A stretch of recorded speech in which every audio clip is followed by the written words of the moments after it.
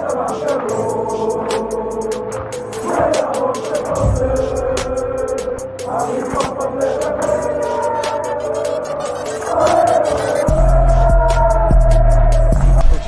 out to Kopish. Shout out to Kop-Ish, guys. All the good work the up. two legends, Emil Heskey, Howard Gill. Can't get much better than that, guys. Yeah. You know what to do now. Like, comment, subscribe. I'm with legends, guys. Kopish. Good evening, good afternoon, or good morning, depending on where you are in the world. It's Friday night. Conroy calls it Kopish Fridays. We call it Rival Watch and Kopish Call-In. Hope you're all well, people. Drift, how you doing, bro? I'm good, bro. I'm good. Good to have you back. And obviously to the people, it's been a minute. We basically just went for interval. Now we're back again. That's what it felt like anyway. For real. I know we're a football channel, and again, Drift's a bit like me. We're not cricket fans as such, or know loads about cricket. But I got to say a special rest in peace to Shane Warne. Obviously, he's someone that kind of transcended the sport of cricket. And even for someone like me who doesn't know anything or much about cricket, I know about Shane Warne. I know about his spin bowling. I know about, I'm not even taking a mick when I say this, but I know about him speaking about like the hair rejuvenation stuff. I see him speaking on countless different things. So RIP to Shane Warne. 52 is no age for someone to pass away as well. That is very, very young. No, so halfway, yeah, thoughts and prayers with his family, his friends, and his relatives. Real shame seeing that and hearing that news today. Yeah, bit of a humbling one. Just goes to show you got to love your loved ones and you got to be there and speak to each other. I think Lee was the one saying it last week. Give each other our flowers while we're all here, man, because you never know what tomorrow brings. Yeah, I don't want to be a Debbie Downer, bro, obviously, but as we're saying, you know what I mean, as you said, rest in peace. I think something that people take for granted, and I think we're all guilty of it as human beings. I'm not even pointing a finger. We just all do it. And I don't even want to be cheesy, but I just feel like it's a good time to say it. We actually take for granted breathing. We take for granted walking. We take for granted going to sleep. Shit, you see what's going on over. We take for granted just being in peace, bro. And you know, we really take for granted waking up. Yeah. Every time you go to bed as a person, it's almost like you feel like you're entitled to wake up. You set your alarm. You've already planned out the following day. Like you expect to wake up. It ain't that easy, bro. Like some people go sleep and they don't wake up, bro. And I think life is just too short, man. If there's someone you got beef with, squash the beef. If there's an issue you need to let go, just let it go. If there's something that needs to be resolved, don't let pride get in the way. Just resolve it. Like life is just too short, man. Life is too short. And certain times you just realize, wow, it's been a year already. That's how quick the year just goes, bro. Yeah. Before you know it, you know what I mean? We're gone. So little moments like this, man, just take time, take it easy, hug your loved ones, tell them you love them, make sure everything's good, and just don't take life for granted. It truly, truly isn't cheesy to say. You have one life and you don't know when it's going to be over, bro. So facts. Indeed. But obviously, we will be speaking about football mainly. As always, guys, when you guys call in, you'll have 2 minutes to say what you want to say. And then me and Drift will respond or we'll move on depending on your statement or your question. Obviously, I wasn't able to make the show yesterday. You guys did a great job as always. Obviously, there's talking topics and stuff which we'll speak about. Again, because of some of the nature of things that are going on in the wider world, there may be some questions that we might not be able to answer in full depth. I think that's one, for a lack of knowledge, and two, because it's probably not the right platform to speak about some of the things going on right now. So just a little Ray and Nephew's up, and here's to a good night. Indeed. I got my apple and mango tonight. I just want to let the people know, I shouldn't even give them a promo unless they want to start sponsoring us. See the Ray and Neph? Put some lemonade in it. Ooh, Ray and Nephew and lemonade hit different, Cal. I'm telling you, bro. I'm not gonna lie. Just the only reason I've got Ray and Nephew in the house is if one of us gets ill, we just rub it on our chest. I'm dead serious. I'm dead serious. Yeah, no, Ray and Nephew's my drink of choice. I can't even lie. That is it. First super chat of the evening. Big up to John Moore. Big up, guys. Much love. Cal, big respect. Loving the top. Stevie G, man, you kissing the camera. Love it. Yeah, I'm not bicking today. Not picking today, John. Did it? I had about 3 tops just littered around the house just to make sure, you know what, I ain't getting on there and I'm not picking it live. I will not be doing that. Guys, and obviously hope you're blessed as well, John. Hope everything's cool. Yes, man. of course. Yeah. All right, guys. So before we get you guys in as well, don't forget to check out our sponsors. What's the name of our sponsors, Drift? I don't know, where am I pointing? See you there? Down. Big up to FansBet.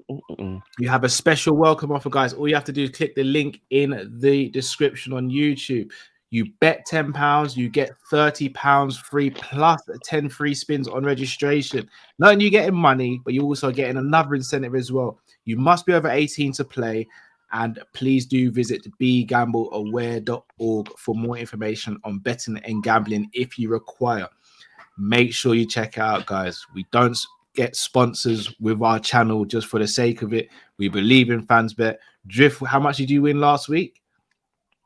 Was it 20, 30, 40? No, it was 50. 50. Tidy little fiddy. All he did was click the link. He bet from fantastic odds, which you'll be seeing tomorrow for the West Ham game as well. So all you got to do is visit the link. Big up to FansBet. Right. Here's our first call of the evening. Right. Jeez, I'm seeing he's got a fresh new trim. He's got a nice little background as well. Nobody don't ask me. I'm just so precious. So precious, so clean. Okay. I like abs in the building. What's going on, bro? Hold on one second, man. I forget the title in real quick, just to make sure that everyone knows. Live and direct, Obviously, we've got the goat in the background as well. You everyone remember that picture. So, yeah. So, what we saying? Obviously, I weren't here but congratulations on winning the League Cup and that. It was a bit jarring. Yeah, bless, bro. Bless, man. It was a bit jarring how he won it, but it's what it is, man. But what's his name? Naby K hit a low blow like Stone Cold in that game, so it's what it is. But we move, man. It's FA Cup, Champions League. We're coming for it, so we good at it. I rate that. Do you know what? And there's a reason why you weren't called out when we were celebrating, because you've never come on there with that sort of smoke. It's always facts and debate with you. So there's a reason why you're left out. Don't worry. Watch, we're gonna win.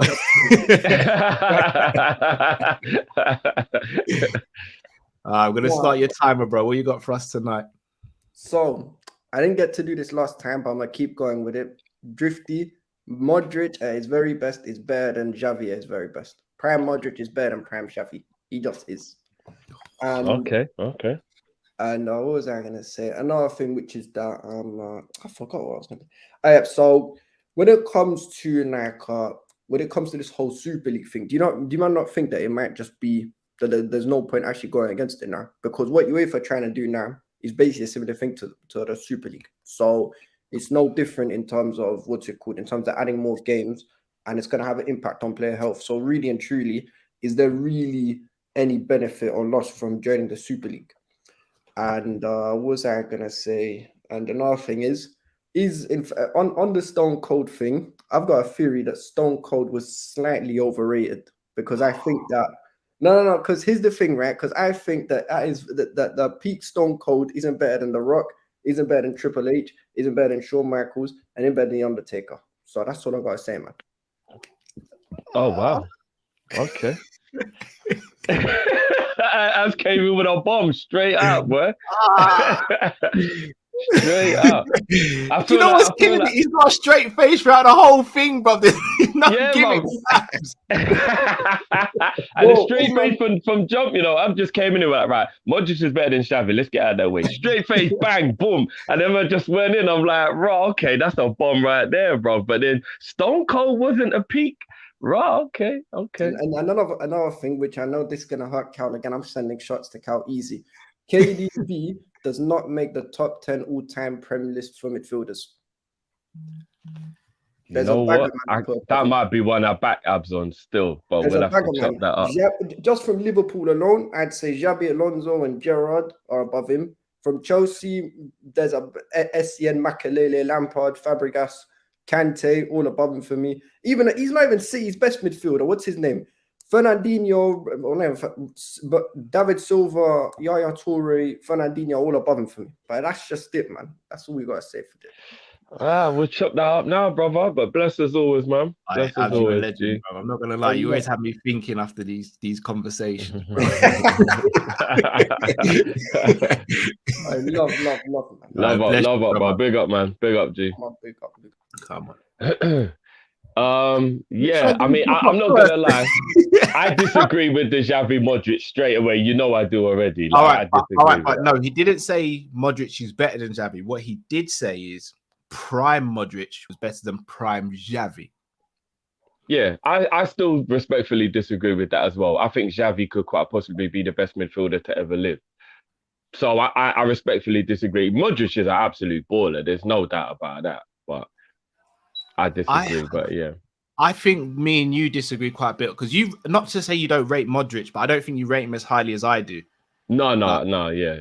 I rate Modric supremely high. Like for me, he is in the conversations with your Xavis and your Iniestas, in my personal opinion. I'm not saying he's better, but for me, he's definitely in those conversations.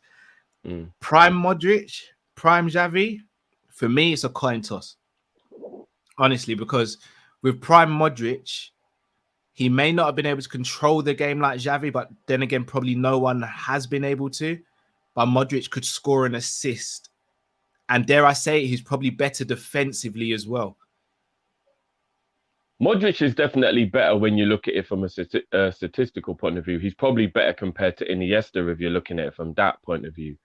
Because Xavi goes into the Xabi Alonso Thiago bracket of complete controller, dictator of play, pace, and all that kind of stuff. So they are a little bit different in the way they play as well, which maybe is a bit unfair to even do the comparison in that regard. But yeah, look, Modric is an absolute G. I've got no issue with anybody bigging up Modric whatsoever. But for me, I'll just go Xavi. Like, Xavi used to control a game and he would walk through it. Like, that's just levels. That's just levels, do you know what I mean? Like, you're just walking through a game controlling it. That shouldn't even be possible, really. That's like being Mike Myers. And it's like, he just always catches and he bops, bro. He's bopping. How, Jason, Mike Myers, all these guys, bro, they're just bopping and they still catch, man. Like, how are you even doing that? You know what I mean? And that's how I used to feel about Xavi, you know what I mean? That's fair, dude.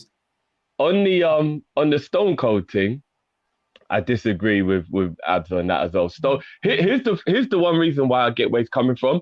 In terms of actual wrestling technique, Stone Cold wasn't anywhere near as good as those, and I agree with that. His actual wrestling technique, I think he was a brawler, and those guys were more technical.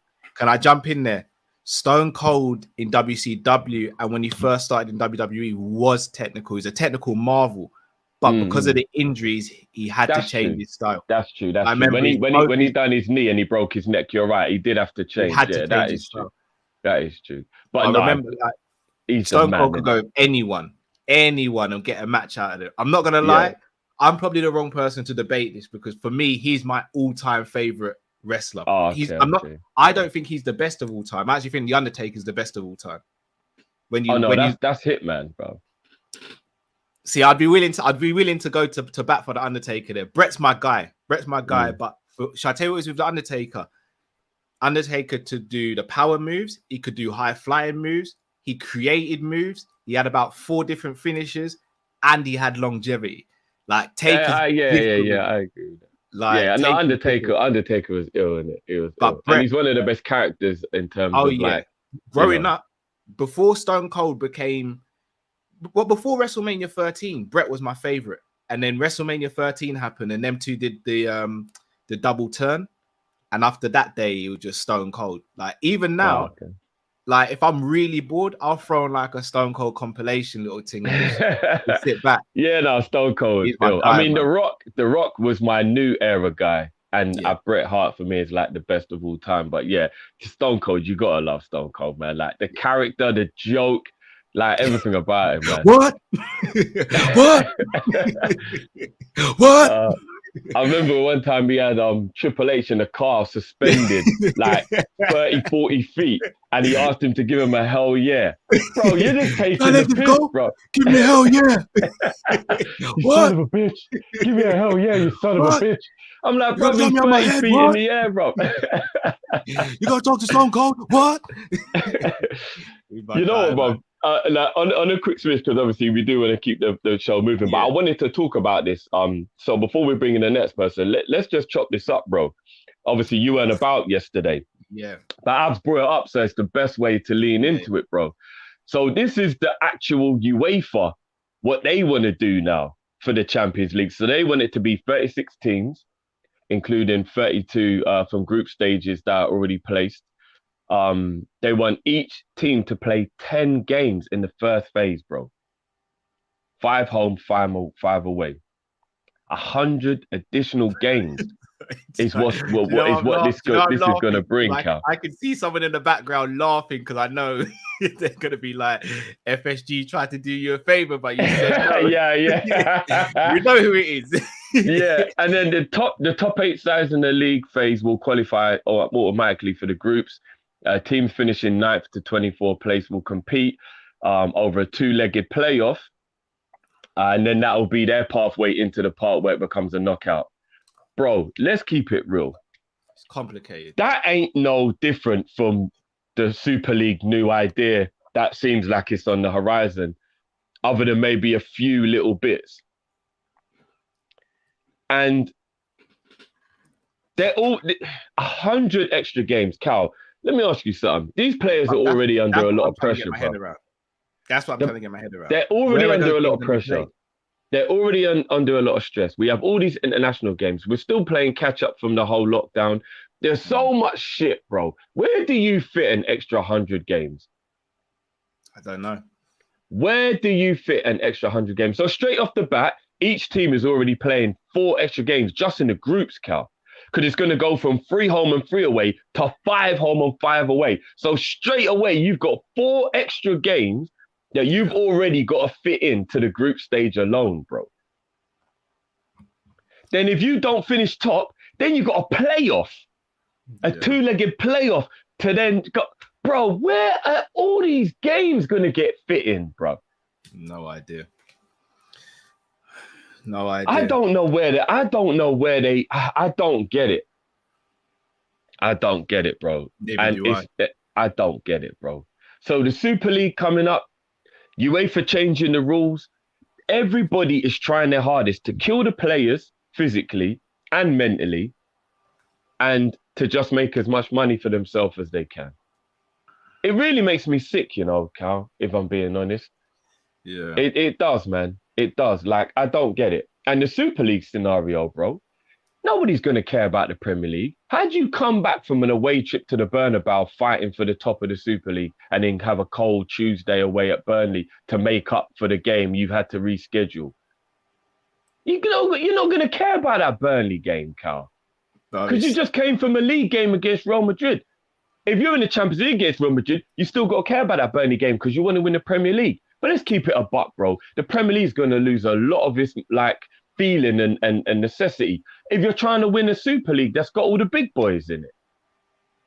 Were you going to prioritize 3 points against Real Madrid or 3 points against Burnley? And it's just going to dilute the Premier League badly, bro. And then you're going to start seeing people put their B team out like they do in the Carabao Cup for the Premier League games, bro. That's what I was just going to say. Both ideas right now are terrible. That's why both ideas are terrible, because one, you're burning the players out. The second option with the Super League is you're destroying a league that is something we all grew up on. Champions League would be dead as well, but that's the kind of the point of the Super League. It's just a mess. Football needs to go back to football people. That's what needs to happen. Yeah. Football needs to go back to football people. It's true. Last but not least, KDB not in the top 10 midfielders in Prem history. I kind of see the logic in that. All right, so here's where I try to change the narrative, though. and maybe I'm being wrong for doing this, but is it fair to compare KDB to Vieira or a Makelele? Like I say Makelele, for example, because Makelele was strictly a DM. KDB, in my opinion, is an attacking midfielder. Is that fair?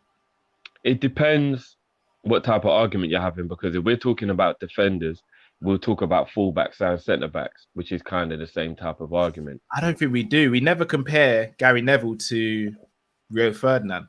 No, Gary but if Neville we were doing top 10 Zabaleta. defenders, or if we were doing top 10 defenders of all time, it would be irrelevant what position they played, though. Do you get what I mean? So I get your argument. Your argument is a fact. Makelele and Kevin De Bruyne is a very unfair comparison. But if you're just doing midfielders, whether it's right, left, centre, DM, whatever, you're a midfielder, I guess, isn't it? So I'm seeing a lot of people in there not really rating Kevin. I'm not going to lie. Naeem, sorry to even call you out by name. Technically, De Bruyne is great. Technique-wise, De Bruyne is great. Like, let's not cap about that. We don't want to run through this, but let's just quickly do it. Quickly, see if we can. So this is what I would do. Xavi Alonso, Steven Gerrard, Paul Scholes, Roy Keane, Vieira,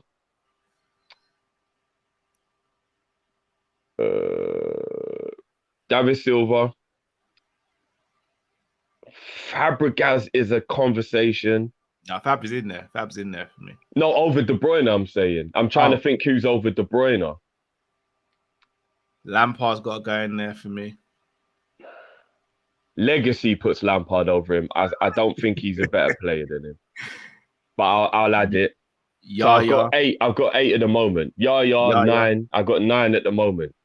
So we've technically already done it. Yeah, Modric played in the Prem for real. I know, but Modric in the Prem wasn't there for long enough, in my opinion, for him to be in that conversation. I mean, 4 or 5 years at Tottenham's enough, isn't it?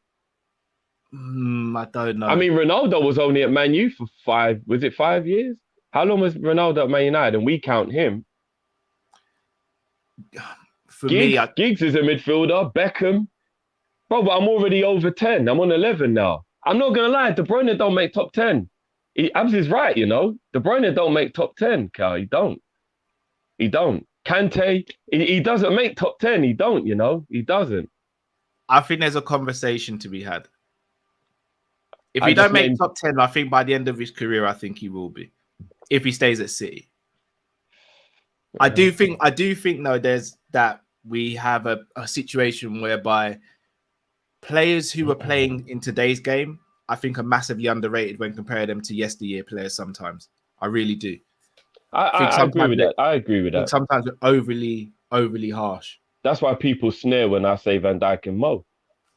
Because they're doing that whole, there's no way you can put him with that guy, rare. Yeah, you can. But obviously, I'm not going to go back into that, right? Yeah. So, all right. Yeah, man. No, big up from Abs. Yeah. Even though the Stone Cold one did rattle me still. What? Stone Cold rattled me. Give me a hell yeah. Give me a hell yeah. Gotta get 1 bit. What? 2 bit. How about your bare foot? 3 bit. What? And that's the bottom line. For me, he's the best ever, man. I'll take off from here, nurse. How about your bare foot? I'll take over from here, nurse. What? Bracking up Booker T in the supermarket's got to be the best moment in WWE, man. Jackass on all 9. What? What? And his podcast is fucking hilarious as well. He's the man. He's the man. All right, gonna bring our next caller.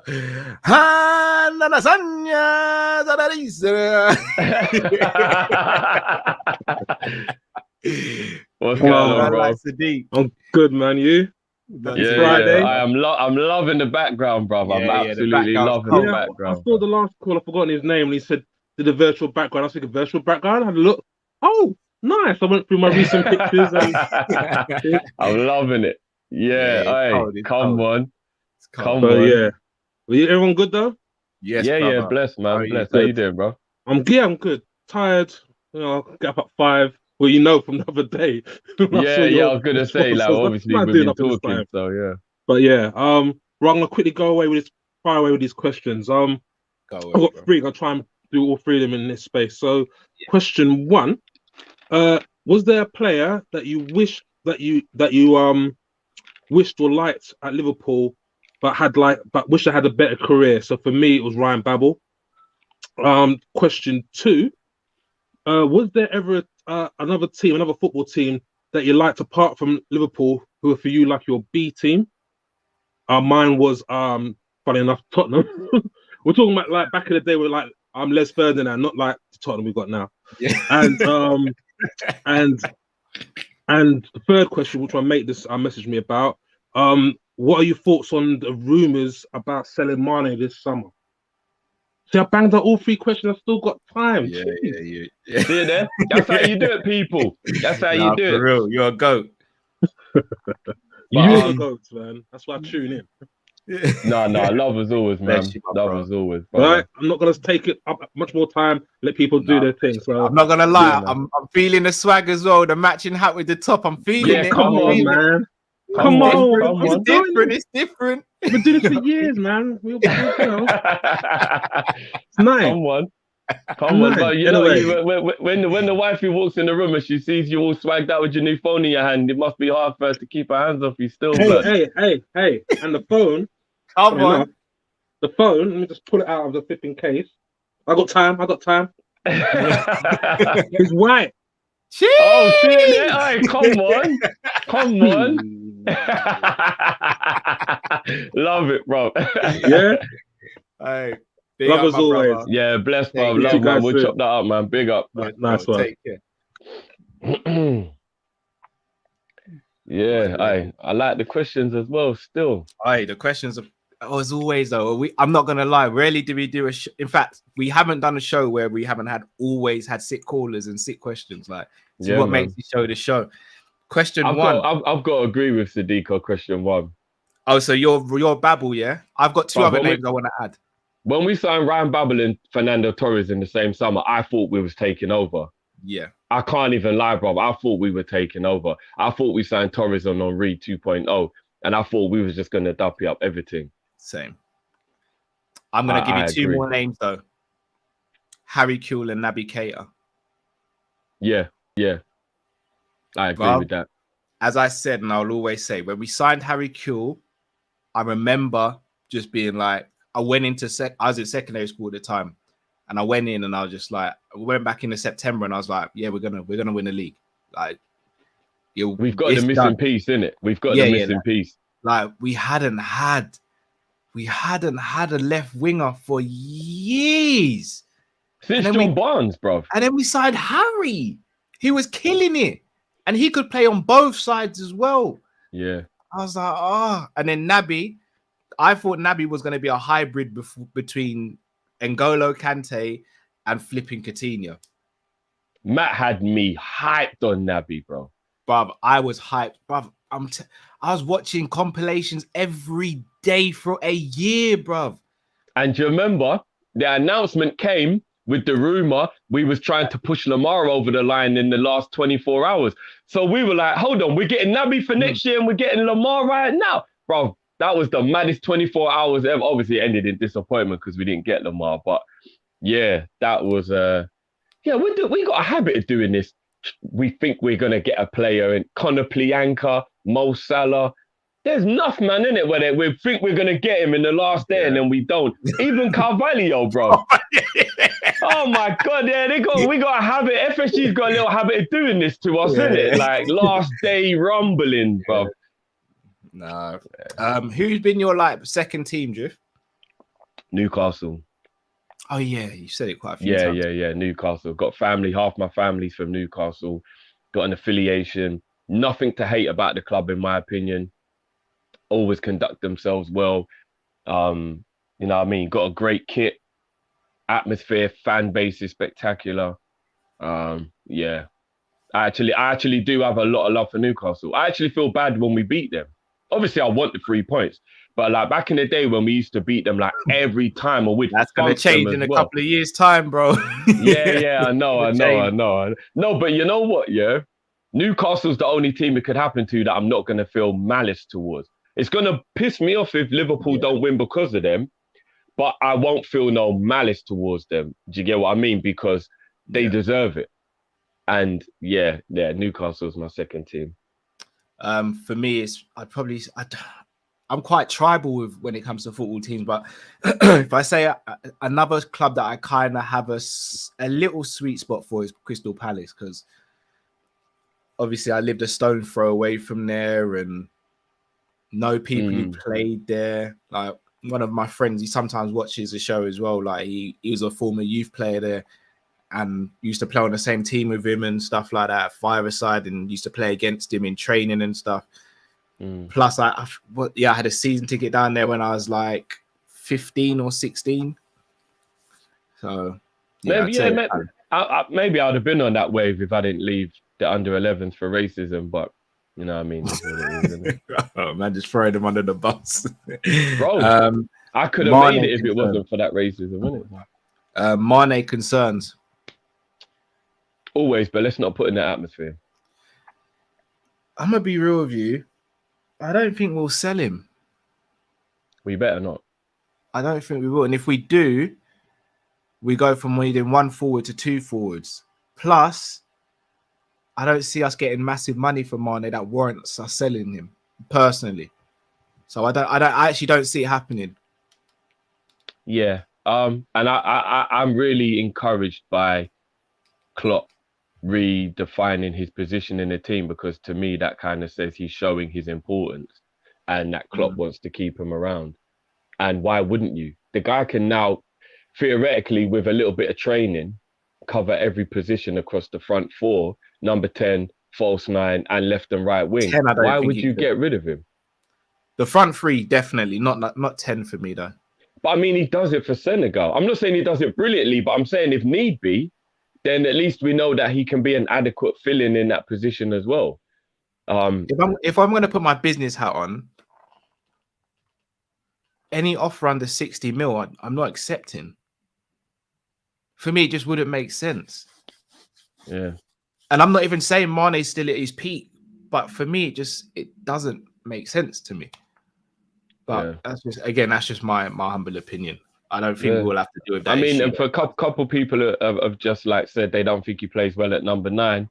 I mean, even if you just want to go statistically, what's he got? 3 goals and assists in 3 games or something like that, playing false 9. I want to chop that up. I want to chop that up on a members video though. Yeah, I get it. And again, you know me, I'm not all stats in, but I'm just saying a lot of people like to only look at people's stats. And 3 games played, 3 goals and an assist. It ain't too shabby. You know what I mean? I'm just saying. So no, I hear that. And he's adapting. Takes a while to adapt, you know. Bobby didn't become the number 9 he is from like overnight. It took him a little while to get used to playing that role. It's a very unique role. But I don't want to entertain. If Mane, you already knows if Mane goes, I need a sabbatical anyway. So we'll see in it. Yeah. Next caller, man, like John Moore, he's gonna be disappointed because I am bicking it tonight. I got my hair, bro.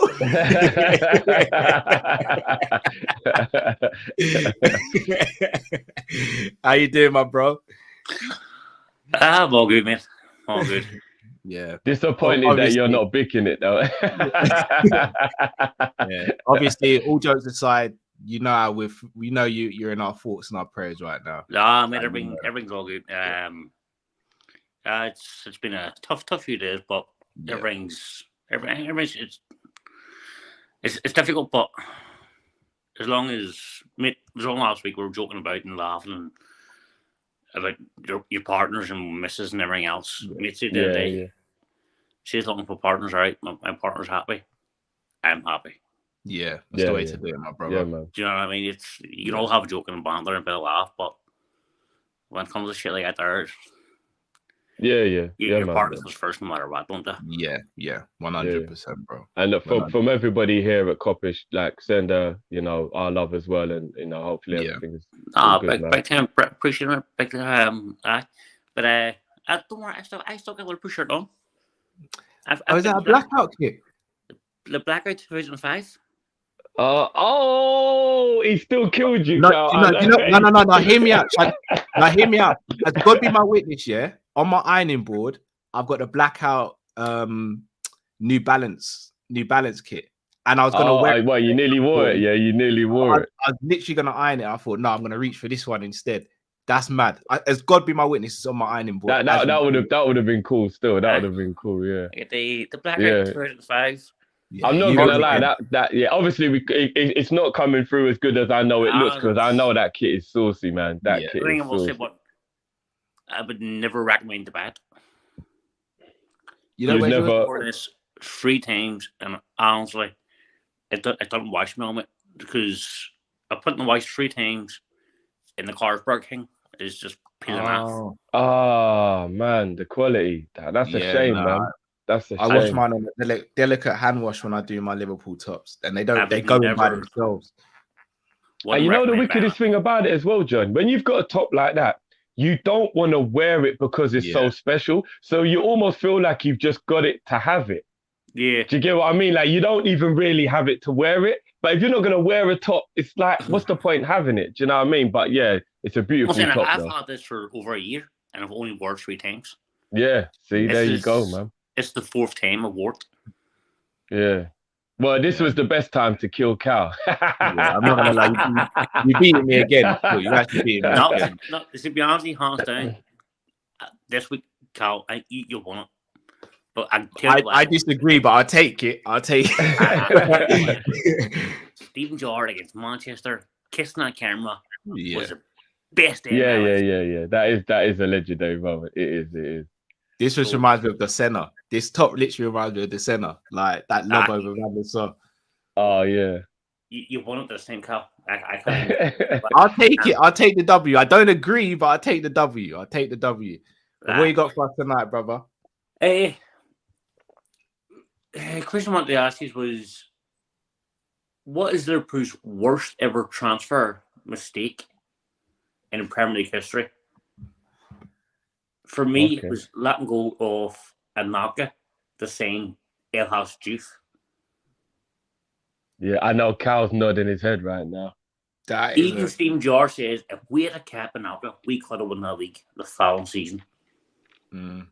So that one baffled the hell out of me why we even done that. It really did. The other one was a bit touched so that, but this whole thing at Chelsea, do you feel that this could affect them in the summer going forward in terms of transfers? And if they do find a new owner, could they now be on maybe levels with Liverpool instead of being above us, if you get me? Yeah, definitely, man. Definitely. Because I don't see people are saying Chelsea are a self-run club. How can it be a self-run club if they're 1.5 billion in debt? Yeah. They're not a self-run club. Yeah, really agree. They could go on a shop or a tap up to get money. Yeah. They're not self-run. So that's completely garbage. And also, the first caller who said the Stone Cold isn't the best is talking his ass. Tell him again, John. He's the best. Stone Cold is the best wrestler I've ever seen in my life. The attitude in that guy, I fucking loved him. He was my hero as a kid. Yeah, he really was. The match where the time he brought the beer truck into the arena. Oh yeah. And just stoked every company. You're a legend. He just didn't give 2 flying fucks about it. He really didn't. And then he went into there was another one. I think he went into the hospital and he hit Vince McMahon in the head with a fucking piss pan. Yeah.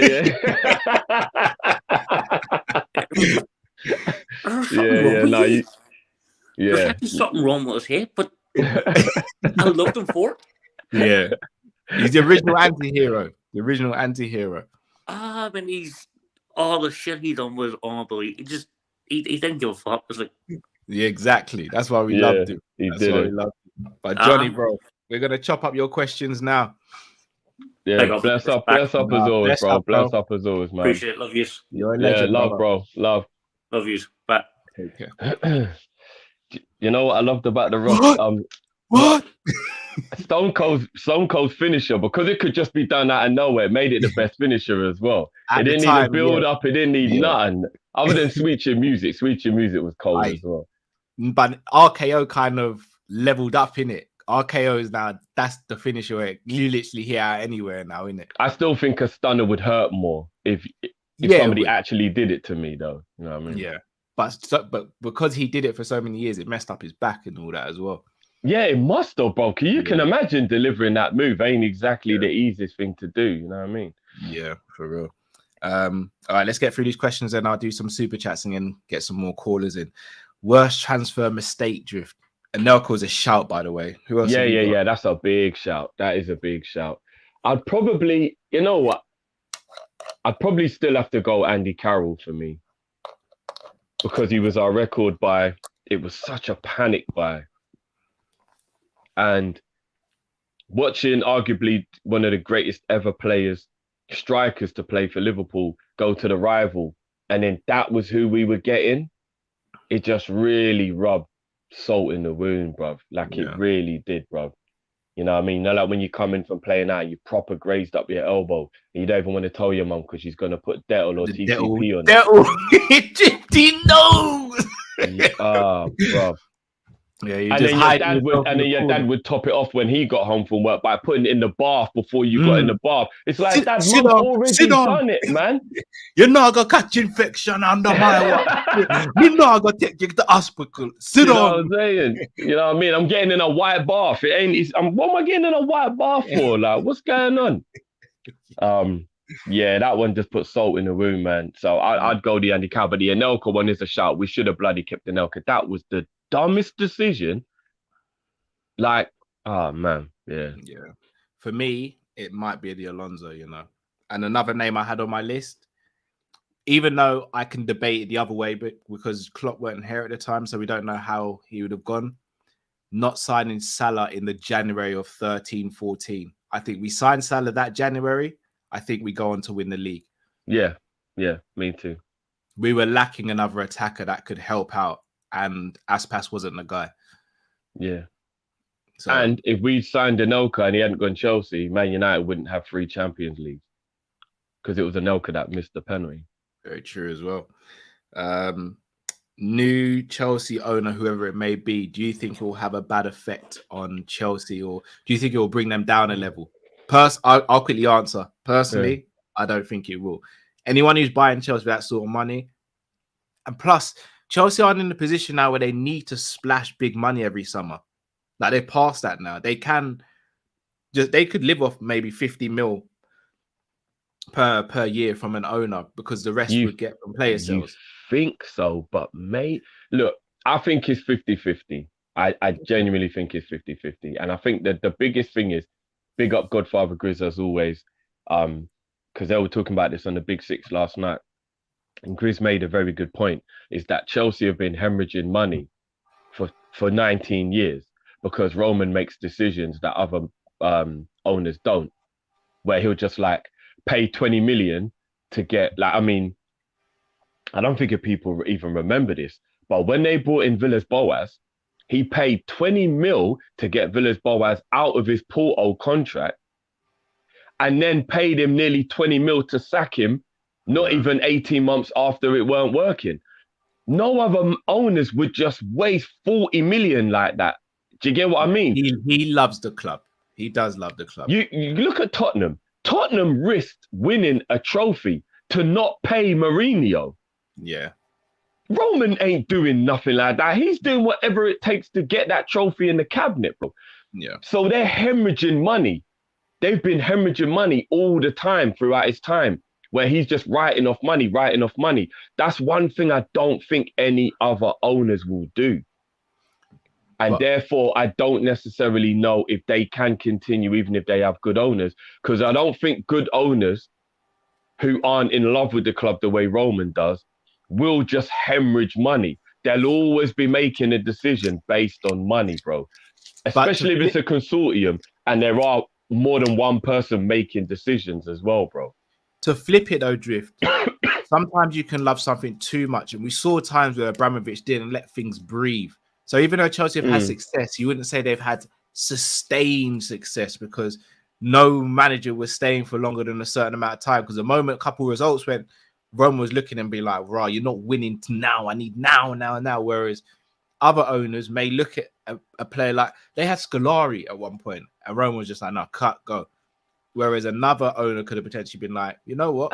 This is your season, but you may be able to take us for a nice little run of 3 or 4 pens in a row." I think what you mean more is player stability rather than sustained success, because I think they have had that, bro. I think the longest they've gone without a trophy is 3 seasons, 2-3 seasons.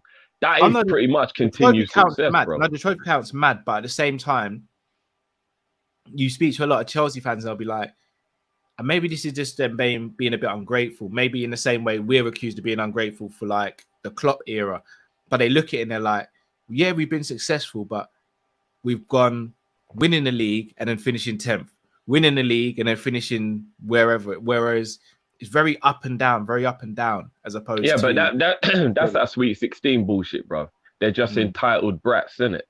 Like, let's be real, bro. Like, you can't be a Chelsea fan and moan about anything.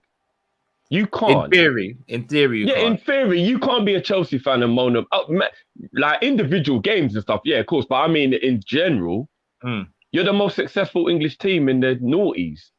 Yeah.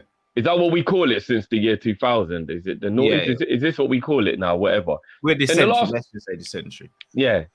You can't moan. You've won more trophies than everyone. Yeah.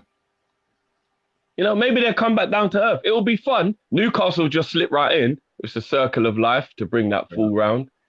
You know what I mean? It is what it is, bro. Newcastle slip in, Chelsea slip back out. But you know what? It will be cool to not have a team that can just fix their problems just like that. Because I still think it won't be like that now. I still think it'll be a situation now where, like Lukaku, I reckon Roman would have replaced Lukaku in the summer if an option came up and he wouldn't give a shit. Now, that can't run. Because no new owner's going to come in and just waste £100 million signing. Yeah, I think it's kind of safe to say it'll be very hard for them to find the owner that would do that, though. Just waste 100 mil like that. You know what I mean? But if you've got 4 billion to buy a club, you're not going to be cheap, bruv. I reckon the club will go for about 2.5 billion. I reckon he's setting it high because you've got to, and then I reckon it'll go for about 2.5. No, I think that 4 billion is to cover his 1.5 billion pound of debt as well. It is. Well, they say 3 at the moment. They're saying he wants 3 billion for it. He only paid 150 million for the club. He's making a profit no matter what he gets for the club, really. Not really, because he's pumped most of his own money into it. No, anything over 2 billion, sorry. And he's making profit. Or he's at least breaking even. So he's had all that fun for 20 years and then breaks even at the end of it. You know what I mean? You can't, when you're a billionaire, that's all you can ask for, isn't it? I hear that. Right.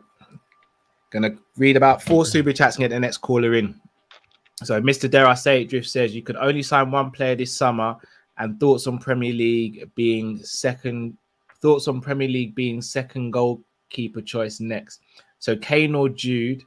Also, is Matt visiting Naby in the basement? No, Matt actually can't be in the show today for a serious reason. So, like, not gonna ban that one. Big up, Matt, man. If you could only sign one player this season, Drift, who would it be? This summer, sorry. Basuma. My head should say Basuma, but I'm saying Haaland. Oh, you wanted an unrealistic one? Oh, okay. Yeah, I want it. I thought it was being real. Mbappe. Who's P? I'm trying to think who PL is. Thoughts on PL being second choice? Is that Pat? What's the Brazilian's name? Pitaluga. Yeah, is he maybe talking about Pitaluga? Pitaluga's not better than Kelleher. From what you've told me, because I come to you for the youth team stuff, and you've said he's not the one. If Demo's in the chat, back me up here, Demo. He's not better than Kelleher, so that wouldn't make sense. That would not make sense. Also, between Kane and Jude, Harry Kane. I'm going Kane as well. You put Harry Kane in Liverpool's team as takeover season. Yeah. AM says Stone Cold was before my time. My era was ruthless aggression with Evolution, Edge, etc. You're young, man. You're young. So you're that. That's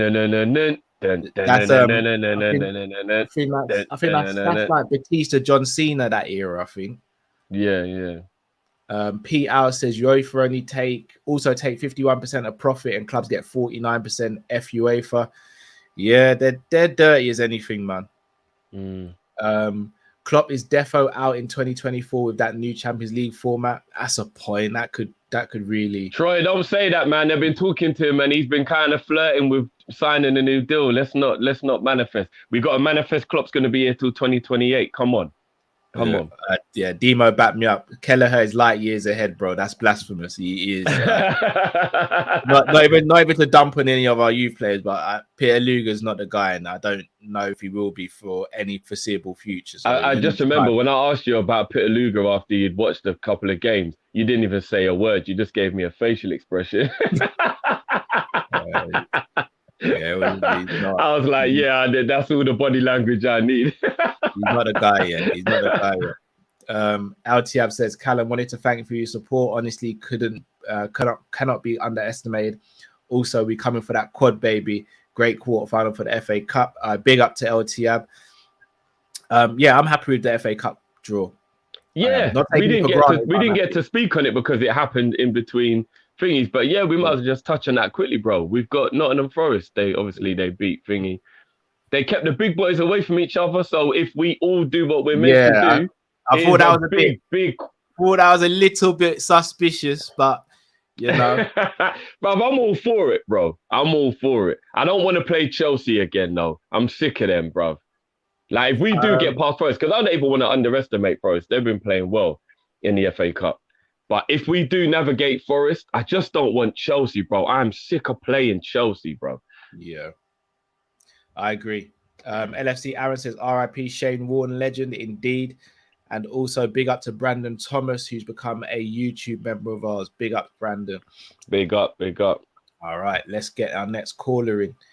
He's a legend. People are saying they hope it's Huddersfield. I thought Forest won already. No, they're playing the game now.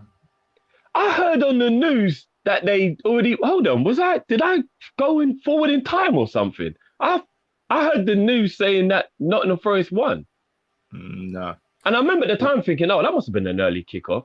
Hold on, did I walk into a new dimension? Now. Is there something going on here? Well, if Nottingham Forest win now, then I'm gonna have to start questioning you still. I might be coming back from the future, Cal. I'm not even gonna lie to you, bro. Oh, then hold on. The game's not even today. They're playing on Monday. Bro, I don't know what the hell's happening there because I heard the news saying that Nottingham Forest won. You're on this flash thing, bro. No, real talk, bro. I heard the news saying Nottingham Forest won. Yeah, I'm not even gonna lie to you, bro. I don't know what's going on here. I don't know. Boy, well, guys, put a bet on Fans Bet. You heard Drifty, guys. Look, Drifty said he saw the news on Monday and said that Forest are gonna win. All you gotta do, guys, is hit the link in the YouTube description. You bet £10, you get £30 free plus 10 free spins on registration. Bet on Nottingham Forest, win yourself some money, and thank Drift later. I'm gonna do it. That's mad. Yeah, that's mad. Right, we're gonna bring in our next caller, an absolute legend of the channel. He's in our anthem for the song. Zabiri with the locks. He's here, Mr. FSG himself, Zabiri. I'm gonna have to pull you, man, back for a bit. You hear me good though? Yeah. All right, big up to you, man. You man, a legend out here. I'm not Mr. FSG and nothing like that, but what's understood don't need to be said. I saw the look on Carefree Lewis' face when Drift asked him the question, and he had to be strong and answer it, but that man was in the mud.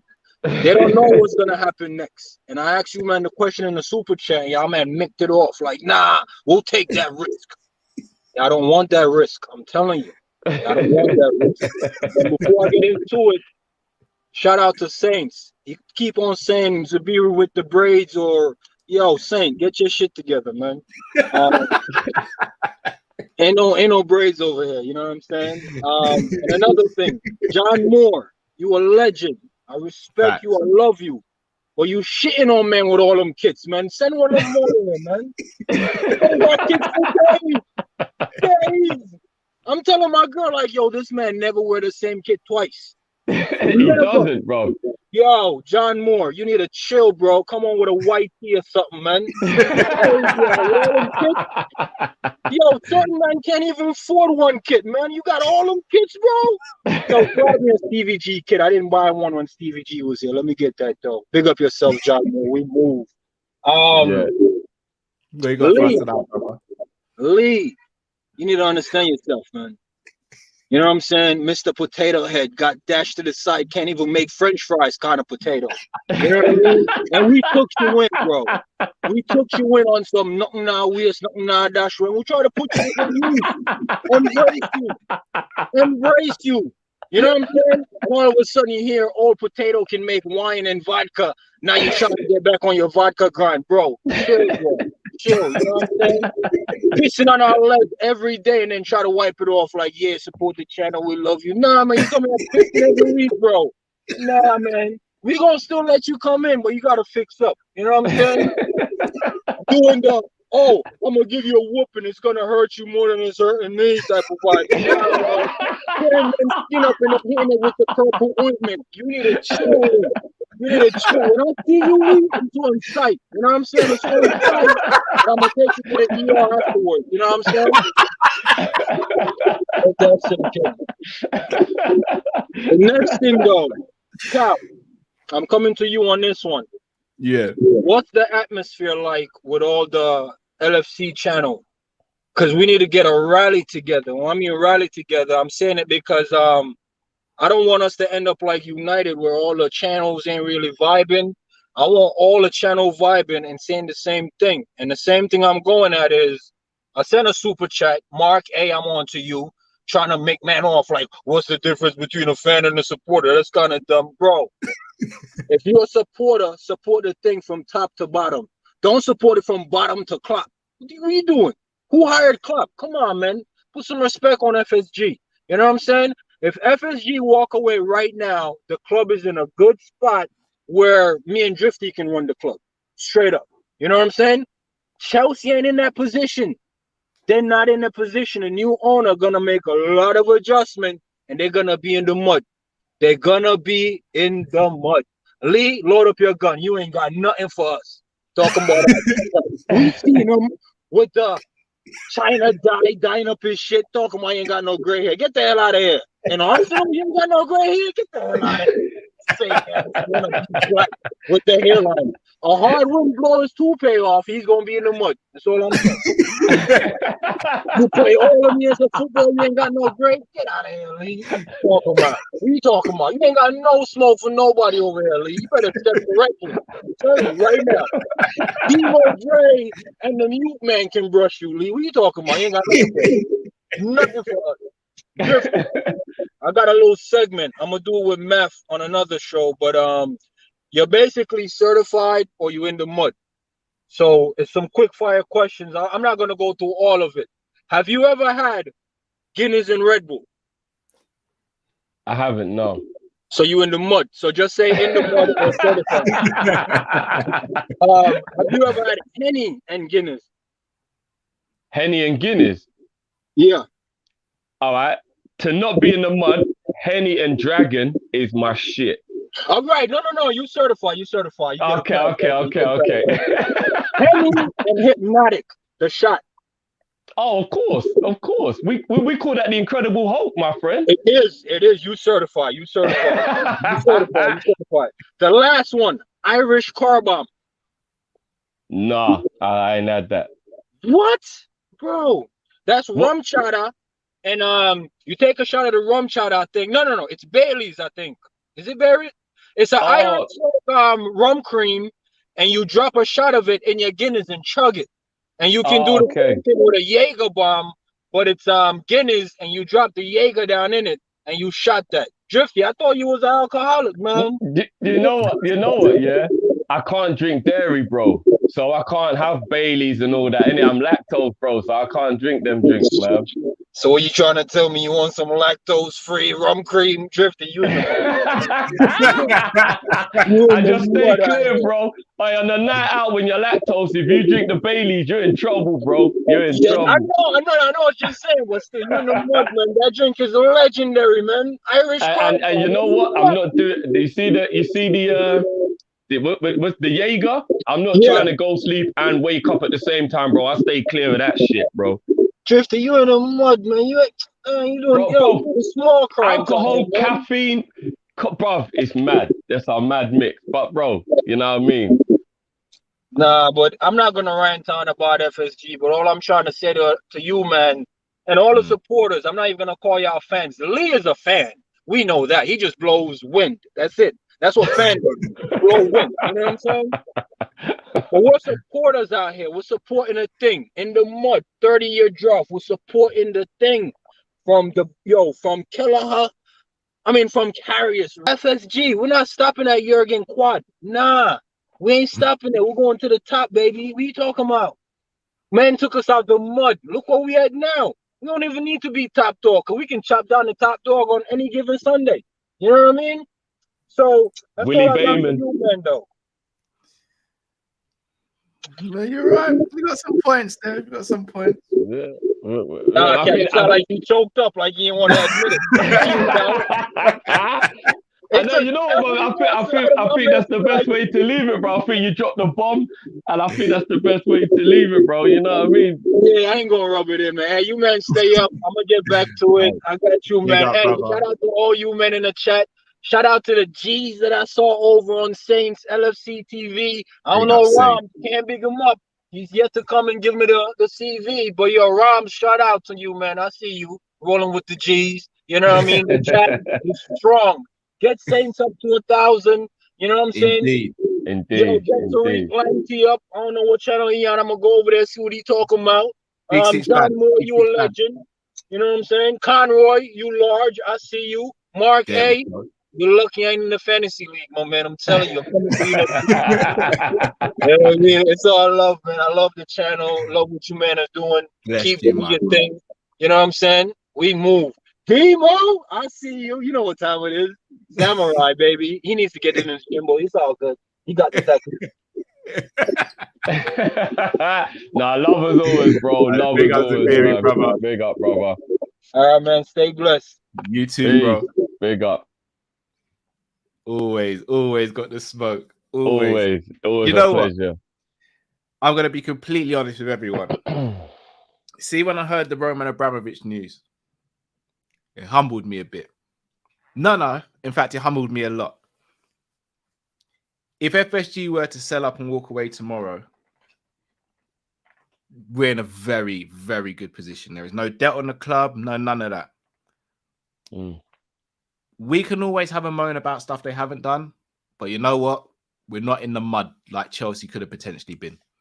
And let's be honest, without Abramovich's mercy, Chelsea are in the mud, massively in the mud. So, and you know what? You know, I'm not even just blowing smoke.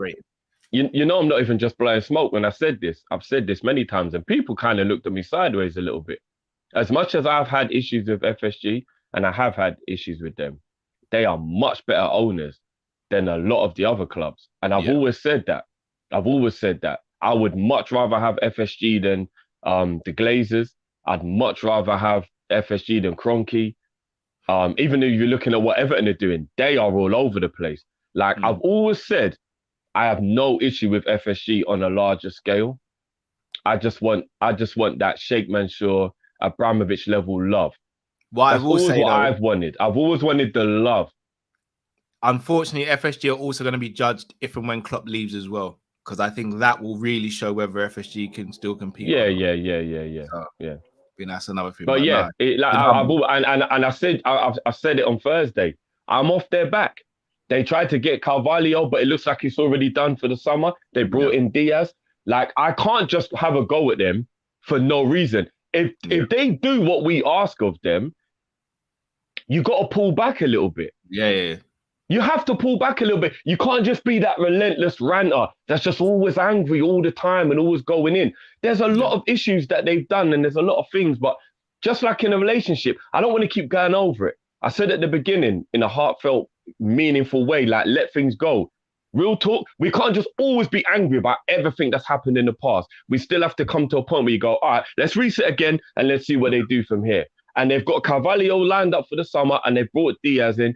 If they fix the summer situation with a midfielder and a right back, we've got fuck all to moan about. I'll still think another attacker. Well, I was going to say, there's still going to be things we can say at the end of Klopp's tenure of like, right, if they'd have moved different, Klopp could have achieved a lot more. But we'll save that for 2028 when Klopp walks away in it. There's no point talking about that right now. 4 years on to sabbatical. We'll talk about that. We'll talk about that then. Yeah. And it's just one of them things where I don't moan for the sake of it. And we don't moan on this channel for the sake of it. We just moan when there's a reason to moan. And right now, there's no reason to moan. So I'm not just going to moan for their sake of moaning. Right now, FSG are good. They came to the cup final. We asked them to show love. They came to the cup final. They were there. That's what we're talking about. So if I see what I want to see, I'm not going to moan, Cal. You know what I mean? I know you're on my wave anyway. I'm not going to moan if they do what I ask. Yeah. You know what I mean? So we'll in the summer, we may be back on their ass if they don't do what they need to do. But I will be. But right now, I'm a chill. Now, I'm a chill. Our owner is a PIMP. I don't know what you heard about me. You know what I'm saying? Like, facts. Is what it is, man. I tell you one thing, we know our owner can't be fucked with. That's for damn sure. You ain't telling J-Dub shit. Nothing, yeah. Nah. Oh, you ain't telling me nothing, bro. You ain't telling him nothing, bro. So, you know what I'm saying? We move. Right, our next caller caught, I wouldn't even say they were strays, they were direct shots from the the one and only. He may not be a Liverpool fan anymore, but he's still a brother. Oh, look at this straight away. All right. Oh, sorry, guy. Oh, sorry. So, whoa.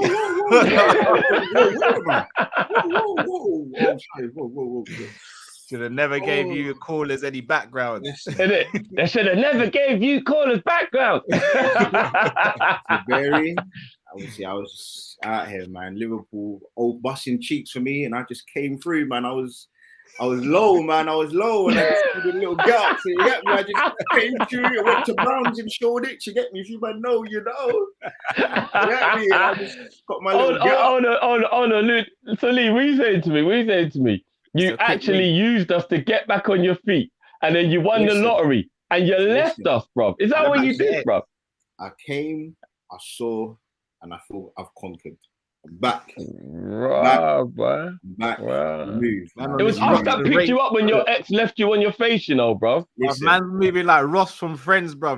We're just on a break. Listen, we're just a situationship. That's all it is. Liverpool, we were living, we were spicy, man, and it was nice. Same red. I got confused, man. It was a long story, man. Man hit after the Jada Pinkett, Cal. Man hit after the Jada Pinkett, bro. Listen, look, I just had to put up a little picture because I see Carragher always cussing out, man. But I see that man getting bust up and twist up a couple years back. So, yeah, I can just put in there, man. So, to his credit, he's always owned that Henry used to bend him up. He's always owned it. He has always owned it. The king. Yeah, not Henry. King. Please refer to him correctly. But yeah, no, the king's currently number 11 at Liverpool, but fair enough. Oh boy, look, let me not even get into that nonsense. We're gonna be here all day with that one. But look, what you got for us? What you got for us, bro? What you got for us? And this is no shade. Genuinely is no shade. I'm genuinely just using this person as an example. And two, even Arsenal player as well. We're talking about the whole flop thing, which was going on a couple of weeks back. And I watched the Big Six religiously. So this is where it kind of comes from. And I just wanted to kind of like break down what you think a flop is. Because for me, and I've said it before, I believe Thiago is a flop.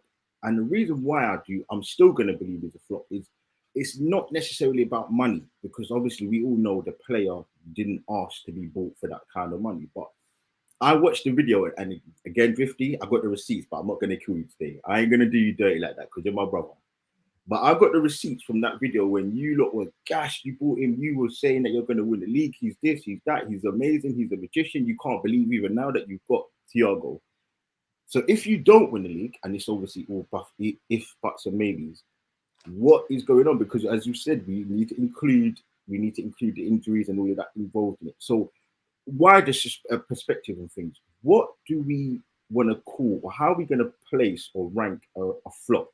Because for me, I feel like it's the persona of the player, the aura of the player, what that person has done previously, and what you expect from that player moving to that new club. Because as I said, for me, I look at it and I'm like, Pepe's a flop.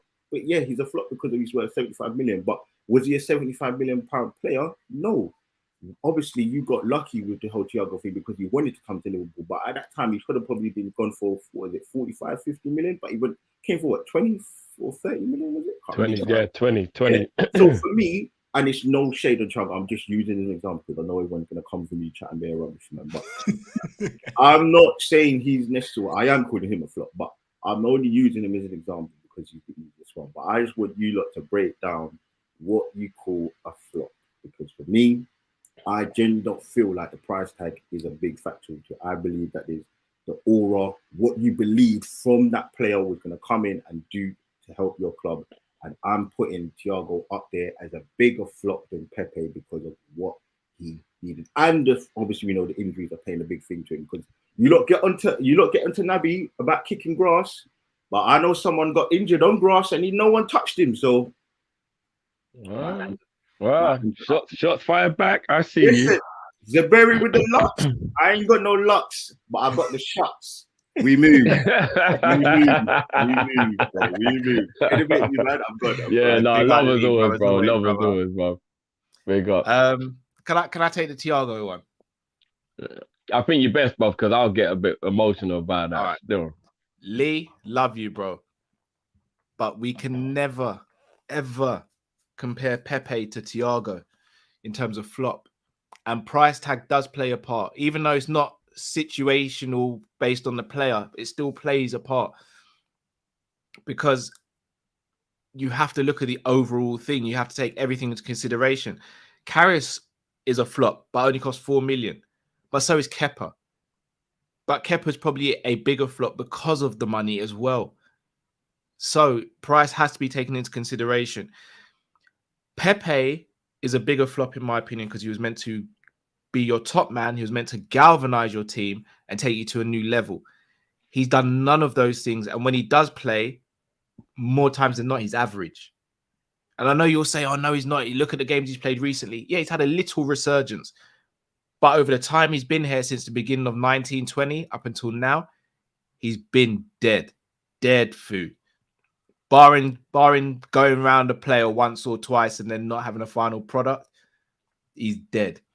In regards to Thiago, I've said this from the beginning of this season. I maintain it. For me, Thiago gets judged at the end of the season because of the injuries. He has to, in my opinion. I have to hold the same energy I hold towards Ox, Naby, whoever. Everyone has to be held to the same account, in my opinion. Thiago is a phenomenal player, but if he's not available, he's not available, so we can't see how phenomenal he is. And if he's not available, then we have to speak about it. That being said, Thiago today, on the 4th of March, 2022, is not a Liverpool flop because you have to take context into what has happened to him since he's been at Liverpool. The first game he played for Liverpool was a 45 minutes, and that was a game where he broke records for passing against Chelsea. The second game, he was running the game against Everton and he got taken out, ridiculously taken out. He was out for months. He came back into a team and was asked to play as a number 6 when he's not a number 6 in front of defenders who weren't defenders. The moment we started playing defenders and we started playing a midfield and letting him playing his preferred position, which was box to box, we went on a run where we didn't lose a game. And we ultimately finished 3rd in the league when we had no right to. This season at the start, he wasn't able to start the season because he was on Spanish duty in the Euros. Came into the team, started looking good. Then he did get injured from an impact injury. Again, impact and non-impact are very key. Then he came back and we all saw his class. The goal against Porto, the games he was running. Now, his most recent injury, then I won't really give him much because if Naby got injured in the warm-up, we'd all be on his neck. So I'm not going to give Thiago the benefit of the doubt with that one. Like, getting injured in the warm-up is kind of mad. But as things stand right now with how he plays, the record he has, for me, he's not a flop as things stand. Pepe, for me, is. Yeah. I hope I've answered that all there, Drew. No. I agree with what you're saying, bro. And on top of that, I'd also like to say, I think the real definition of a flop is how a fan base feels about a player. I think you do get people who are quite hyperbolic, people who will completely go left and take things too far, and etc. etc. But I think the general rule, Cal, is if the fan base likes the player as a whole, then the player can't be a flop. And I think there's very few Liverpool fans that will tell you that Thiago was a flop. But I think there's a lot of Arsenal fans that will say Pepe, and for an example, is a flop. What I do agree with is this comment by Aboyo and with him. I hope I haven't butchered that. For me, Thiago is a luxury player right now. Or no, he is a luxury player, but he shouldn't be because of the injuries. But if we get a run out of him, we'll all see how essential he is. But effectively, he's a luxury player right now. But when he plays, we see the luxury. But as that comment also said, but we're allowed to have one, and he's the type of one you have. You do in every walk of life, there are exceptions to the rule. And I don't mean any shade when I say this. I hope you lot know I'm not being shady. I just can't use any other example. Naby hasn't put himself in a position where he's allowed to be an exception to the rule. He was supposed to come in and do something, and he don't have the CV to back him up, to give him that right to be a luxury player. You go and look at what Pogba was doing at Juve. You go and look at what the early Ozil days were like at Arsenal. You're looking at Thiago now. These are quality players who are allowed to be luxury because they perform when they're playing. It's irrelevant when they're playing, why they're not playing. They are allowed to be a luxury player because they will always perform. And you cannot tell me that when Thiago's on the pitch, he ain't balling out. Therefore, he's a luxury we're allowed. You're allowed one luxury if that player is of a certain caliber. And Thiago... Sorry to cut you, Drew. One thing I will say in the comments, guys, banter with Lee, that's all cool. No insults, though. Like, Lee's a day one. He's a day one here.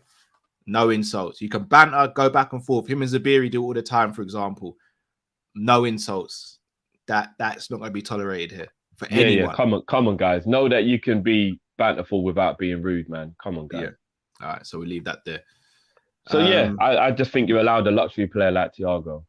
A fully fit Thiago walks into any single team in the world and almost in any era as well. That's the level of player we have at the club. Appreciate it. He's not a flop. People want to label him as a flop because it runs along the narrative of having a reason to have a go at Liverpool because our recruitment to a large degree is flawless. So everybody's just like, oh, but what about Thiago? What about Naby? And they're always going to take shots at that. Let them have it. Let them do it. Because what about the rest of our recruitment? Because our recruitment as a whole, I can't lie, it shits on most clubs. So, you know what I mean?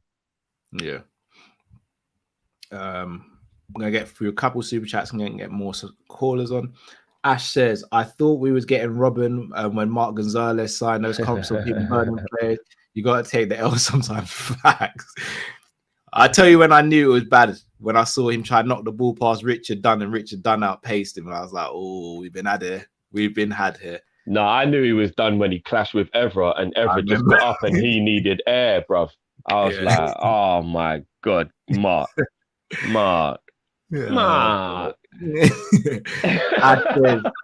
Question for Drifty. Real business talk. Mane, Bobby, and Salah are all not getting contracts. So this summer you have to sell one.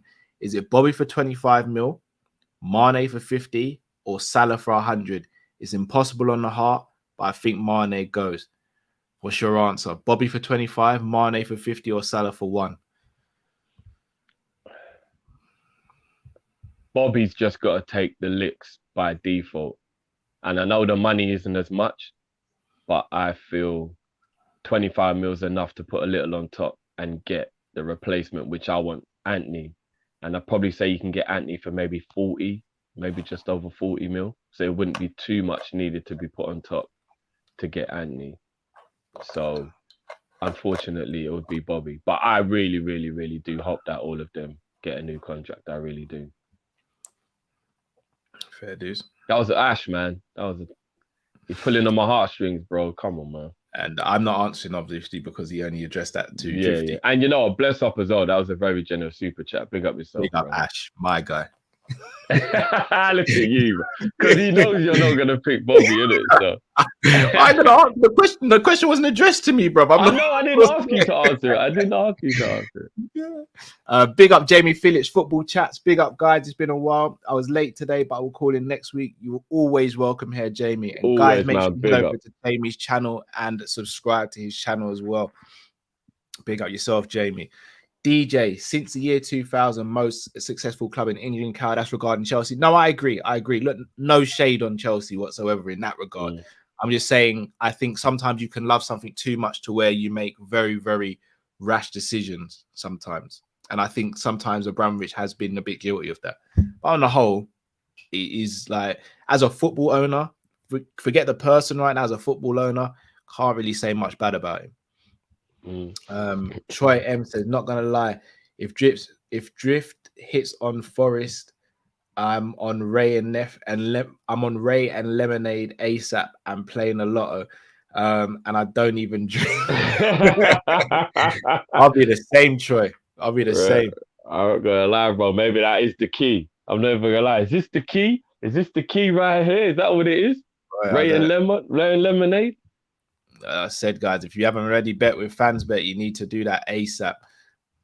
I'm freaking myself out because I heard Nottingham Forest through to the next round. So I'm freaking myself out, if I'm being honest with you. But I'm going to put a little cheeky one down. Big up to my brother. Cal's Netawami. He's saying, man. My brother, Cal. You know how I'm going. G? What's going on? All I'm going to say is in a Drifty, innit? You sat there and told me that you're back in FSG now, yeah? Listen to this, guys.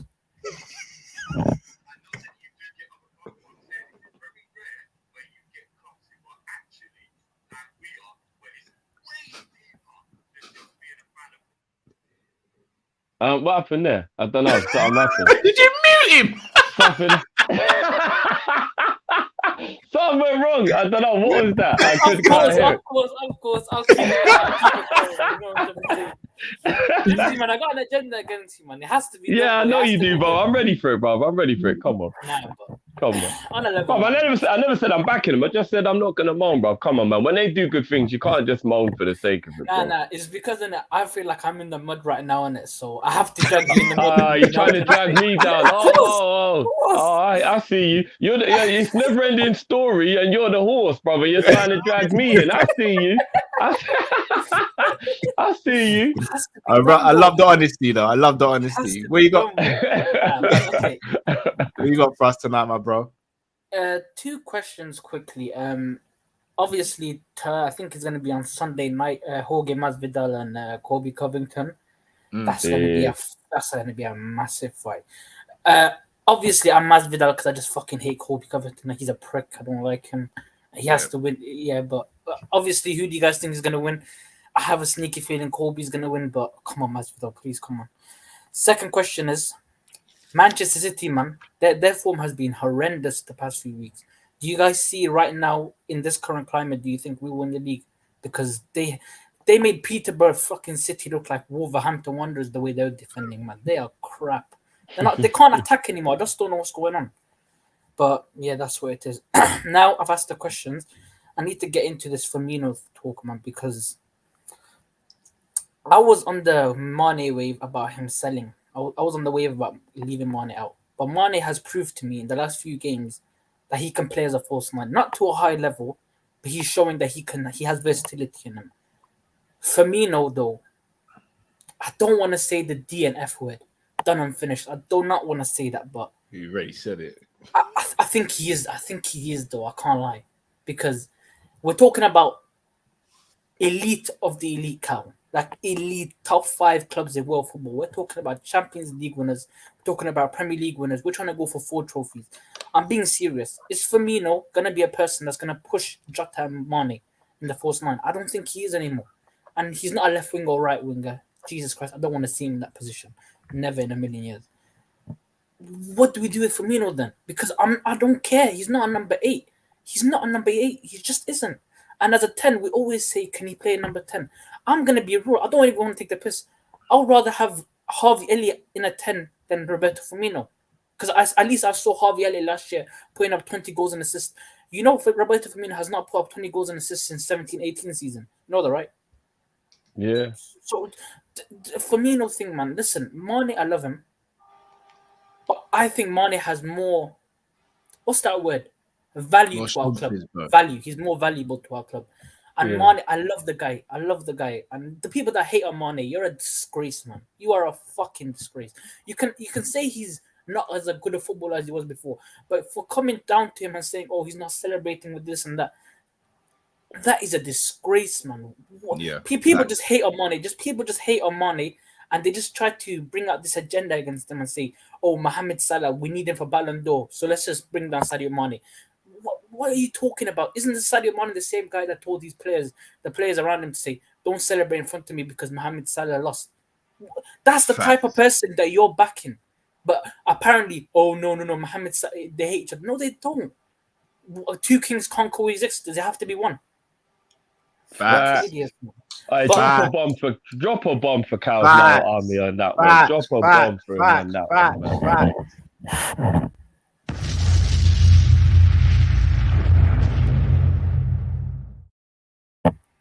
Facts. It's just it's mad, man. It's mad. Football Twitter, man, and Instagram, they just make people think that 2 kings can't coexist, man. Mane, whether he leaves the club this summer or next summer, you can be damn sure that I will back him anywhere he goes. Anywhere he goes, I will always be a Mane fan. Wherever Mohamed Salah goes, I'll be a Mohamed Salah fan. Wherever Firmino goes, I'll be a Firmino fan. But at the end of the day, I do think Firmino is going to leave this summer. But if he does, who do you guys want to sign? So the 3 questions were Colby Covington, Masvidal, title race, and Roberto Firmino, should he stay or go? And if he goes, who would you bring in? Big up, man. Callum, you're my guy. Chat to you on Twitter. And Drifty, next week, innit, I'm telling you, I'll be watching all the streams. If you make so much as a slip on something that you say, I'm going on and watching the next 10, 1 year, 2 years, 3 years. I'm going back to Football Banter Show just to catch you up, bro. You need to know. The agenda. Yeah, I hear it. The agenda's strong. I hear it. I'm all for it. I love it. Of course, I'll drop the agenda if you drop the D9 agenda. Just stop it. That's a disgrace. D9, you're putting him in the same class. But we're gonna be fighting forever, bro. So we move. Technically, D9 was me still. It was Callum, don't worry, man. I'm not even dropping it. I'm fully D9 in still. But look, let's chop this up on another one. We'll chop this up on another one. I got screenshots. I can send it to Drifty. You're not on that D9 talk. I already know about that. Let's keep it real. Let's keep it real, bro. Let's keep it real. You know what I'm trying to say? Yeah, well, I'm here for it, bro. I'm here for it. Divock Origi's my guy, but he's not Liverpool quality, man. That's what I'm gonna say. You're making it worse, bro. You're making it worse. Okay, we'll see. Bro, you think I want it? I'm gonna play the video for the drum bop in reverse, and I'm gonna tape out that bomb, bro. You was killing it, and now you're ruining it. You're ruining it, bro. You dropped your bomb already, man. You can't take no returns, bro. There's no receipts in my shopping, man. There's no receipts in my shopping. Bro, I'll just put it back on the shelf, take the other one and walk out, bro. If you won't exchange it, this is how we move. Man, we'll be like FSG in real life, yeah? Big up, man. I don't want to love as always, bro. Love as always, man. Big up, bro. Big up. All right. First question. I'll let you answer this because I did a preview on Let's Talk Sport. So I'll give my answer going to be very short. I always love when I see Masvidal like this. When I see Masvidal like this. When I saw him in the weigh-in, Cal, I just saw him like this. I was Don't tell me. I haven't watched the weigh-in yet. Oh, no, the way, oh, no, the sorry. way. No, you mean the face-off or the actual? Yeah, weigh-in? the face-off. Sorry, the face-off. Okay, Yeah, yeah. sorry, the The face-off. ceremony Yeah, you're because the weighing, weigh-in, that's yeah, the weigh-in, yeah, the weigh-in's tonight, innit? Yeah. When I see a man like this, bro, I'm like, he gonna kick some ass, bro. But I must admit, the thing that always worries me when anybody fights Colby is Colby's tank. He's got a much. I think Usman might be the only guy who's got a tank that can rival with Colby. And I think Colby's got a better tank than Usman. Possibly. Usman just knows how to control. And obviously all them hits that Usman gives him levels the playing field as well, because there are some hard hits that he gives him. Yeah. I'm a little worried about the gas tank. That's all I'm a little worried about. But the thing is, Masvidal hasn't had a training camp for a while where he was motivated and it was a full camp. And you know what I mean? So I'm hoping that he because it's not like Masvidal don't have a tank. It's just Colby's tank is like different, innit? He goes in like the Ferguson category of like, these men are a bit inhuman with the level of like fatigue that they have, stamina they have, sorry. So I'm just worried about that. I think if Masvidal can get the job done in the first 2 rounds, we're all good. If it goes into the 3rd and the 4th, I start getting a bit worried. And it's basically Colby's scrambling, Colby's wrestling versus Masvidal scrambling. And then on top of that is, can Masvidal do what Usman did, where he got Colby's pride involved and Colby didn't want to wrestle. He thought, let's have a stand-up. Can he? Because if you can get a Colby's pride, he might do that. But I think he's going to know in a stand-up with Masvidal is a bad idea, and he's going to wrestle. Terrible idea. Yeah, it's a terrible idea. So, yeah, I'm gassed. But if Colby wins, I'm going to be hurt, bruv. I can't even lie. You know, Masvidal is my guy. But if Masvidal loses to Colby, I will not be able to take that, bro. I can't even lie. It'll be worse than Brooke Khan. So I'll be honest with you. This may be the hardest watch along I do. I hear that. That should say a lot about my prediction. I don't want to predict. I don't want to put it out in the atmosphere. But Colby's a hell of a fighter, man. And I'm also worried about the fact that I don't see Colby being knocked out, because I don't think anyone's ever done it, and I don't know. No, see, that's where I disagree. Colby can be knocked out. You think so? He's got a chin, bro. Yeah, no one knocked out Till before Masvidal either. yeah, true. We've seen Till take some big shots from Woodley and a couple other people. Masvidal, it's not just about power as well. Masvidal's accuracy is nuts. Like, we saw what he was doing to Nate as well. Masvidal, but that's why I don't think Colby's going to stand there. Colby, for me, wrestles the first 4 rounds, tries to get a submission. The 5th round, he may stand with Masvidal for a bit and then takes him down as soon as he starts getting a bit heated. If Masvidal's got the energy for a stand-up in the 5th after all that wrestling, because that's a lot of wrestling. He's done it against Usman on 6 days' notice. No, but bro, he was dead out on his feet by the 4th round of that. But that's what I'm saying. He kept on going. Masvidal's got a gas tank as well. That's not to be underestimated. The thing is with Colby, though, he can control you with his wrestling. I don't think, but here's the thing. Masvidal was able to get up when Usman was wrestling him, and Usman's a stronger wrestler. I just think Colby can scramble better than Usman. But yeah, and you know what a surprise victory could be? Masvidal by submission, because all the scrambling they do during the wrestling, Masvidal might be able to sneak in the submission. So maybe. Look, I need Masvidal to win in it. Yeah, so do I, bro. I've been this gaff for a fight since Ngannou and Stipe 2. This is the most gassed I've been for a fight since then, bro. Shall I tell you what it is? If I was watching it and I wasn't streaming, I'd be all right. But I've got to be neutral with it to an extent, innit? I kind of got to be like, if Colby wins, I've got to give him his props, and it's going to hurt me to do it. Bruv, I remember your face when Fug Rose was defending her belt the other day, bruv. You don't hide your emotion well during... You don't hide your emotion well, bruv. Not when it's one of your favorites. It don't work, bruv. It don't work, bruv. It don't work. It's true. It's very true. Very true. I'm going to try that. I'm going to try and remain neutral, but I probably won't. Right, let's get our next caller in. Jamal. No, hold on. So I think we missed. No, we have. I'll do them after Jamal. Okay, cool. Jamal, welcome to the show, bro. Hi guys, are you good? Yes, brother. How are you? How are you, Jamal? You good? Yeah. Yeah, you I'm good. I'm good. Okay. Okay. I thought we were friends, innit? We are, man. We are. But yeah, man. I just want to say I might get heat for this guy because I know you love Haaland, but the guy who Juventus just now sung, I can't pronounce his name, but the striker, which we was linked, yeah. Bro, I wouldn't lie, I was skeptical, but I know it's early, but this guy looks like the truth. He's a striker. What your guys' thoughts on him? He's sick. Yeah. He's cold. I agree with you that we had to give him a big move and can he kind of like, take that next step?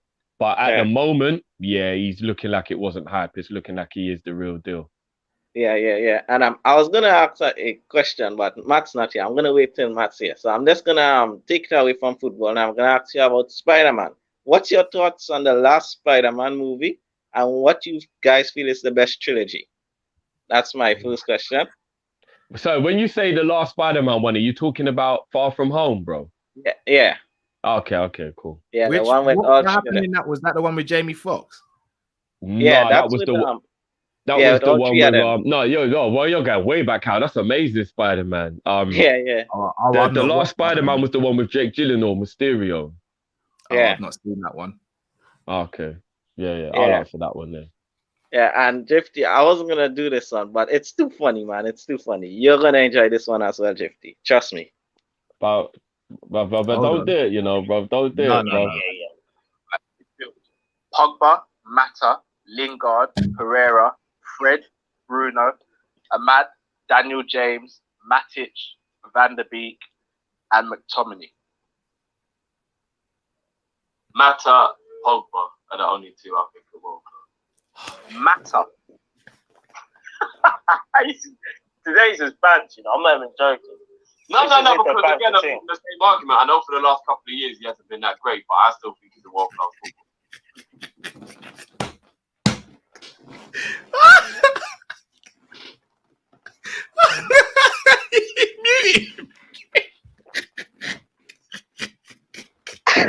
Sorry, Jerty. Sorry. And guys, that was in the summer when he did that, by the way. Sorry. That's the last one. That's the last one, bro. That's the last one. Yeah, this is the last one, bro. I ain't letting you back in again, bro. I ain't letting you back in again, bro. To be fair, I've already cleared up that whole situation, though. Me and my brother was having an argument, and I just wanted to see if anybody would agree to shut him up because he actually thinks that Matt is world class. So that was my perfect opportunity without people realizing what I was doing to see how the people felt because I had to let my brother know. He's a quality player, obviously, he has been his career, but Matter isn't still world class. So that was me having a little in-house banter, but now man wants to throw it back at me. But it's cool. It's cool. It's cool. Yeah. It's cool. So yeah, guys, I'm gone. So later, all right? Peace out. Fuck you know. Me and Jamal, I'm not gonna lie. When I heard my voice, I'm like, oh no, what did I say? When I heard you say Matt, I was just like, oh, good. But I'm glad that my brother saw it now because I had to let him know Matter's not world class. He may have been at one point, but not anymore. Whew. For Jamal had the receipts on me, boy. Jeez. Yeah. The agendas are strong, innit? I'm gonna have to start clarting people. I'm not even gonna lie. All right. So let's do Neto's questions and then we'll do Spider-Man and Best Trilogy. Yeah. Will we win the league? I'm still going City favourites.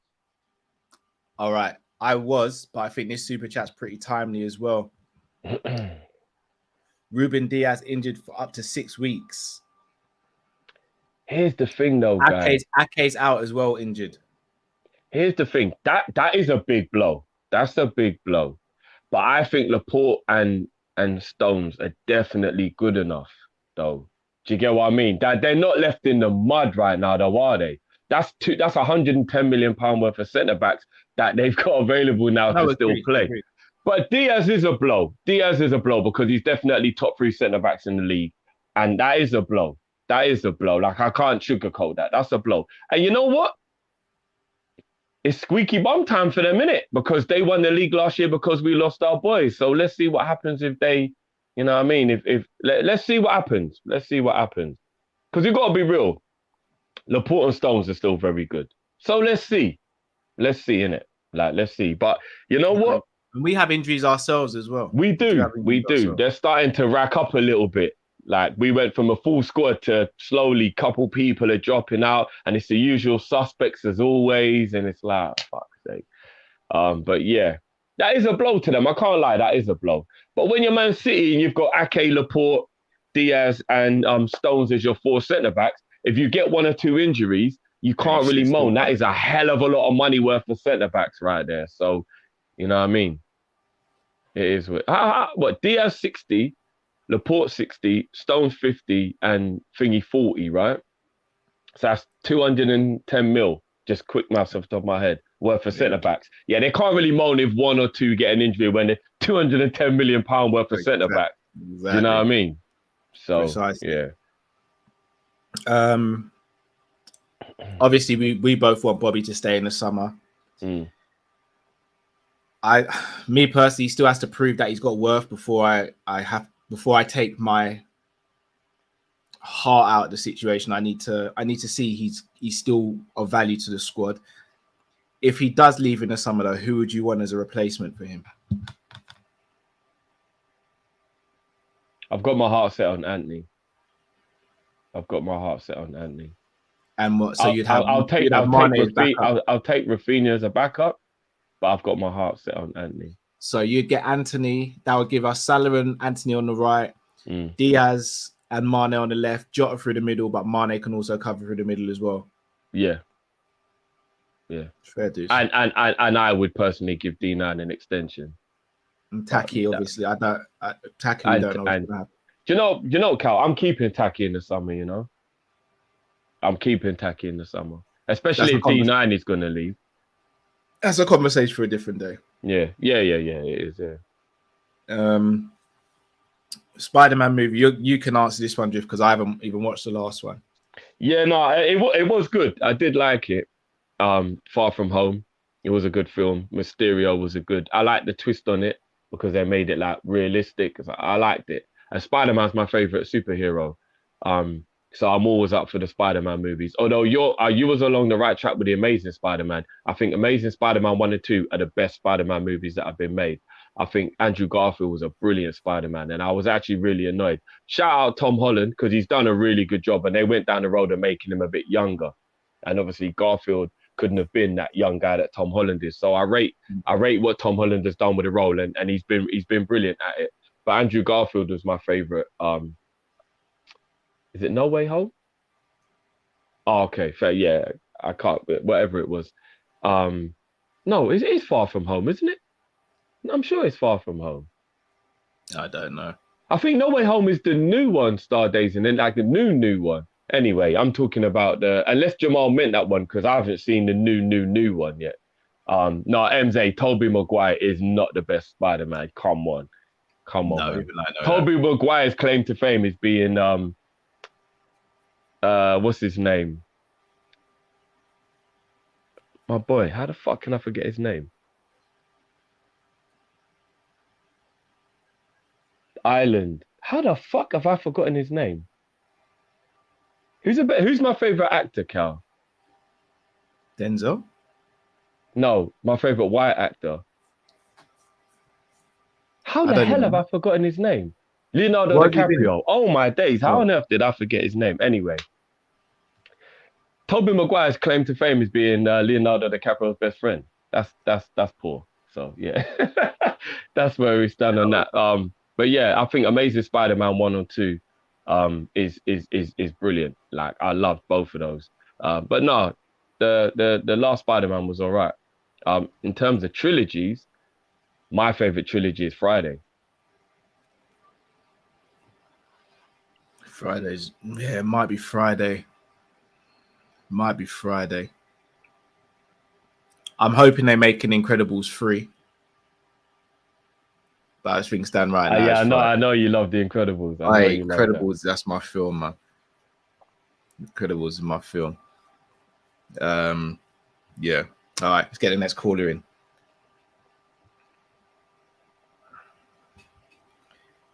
Al, can you hear us, bro? Yeah, I can hear you. How you doing, bro? Yeah, I'm good. That penalty, that game on Sunday, that was too stressful for me.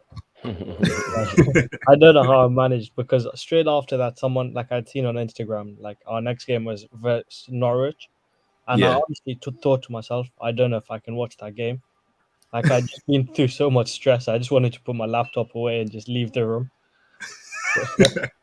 So the first things I want to say is that I think his name was Guna Lee when he was talking about Thiago, and it's because of the expectation that he's a flop.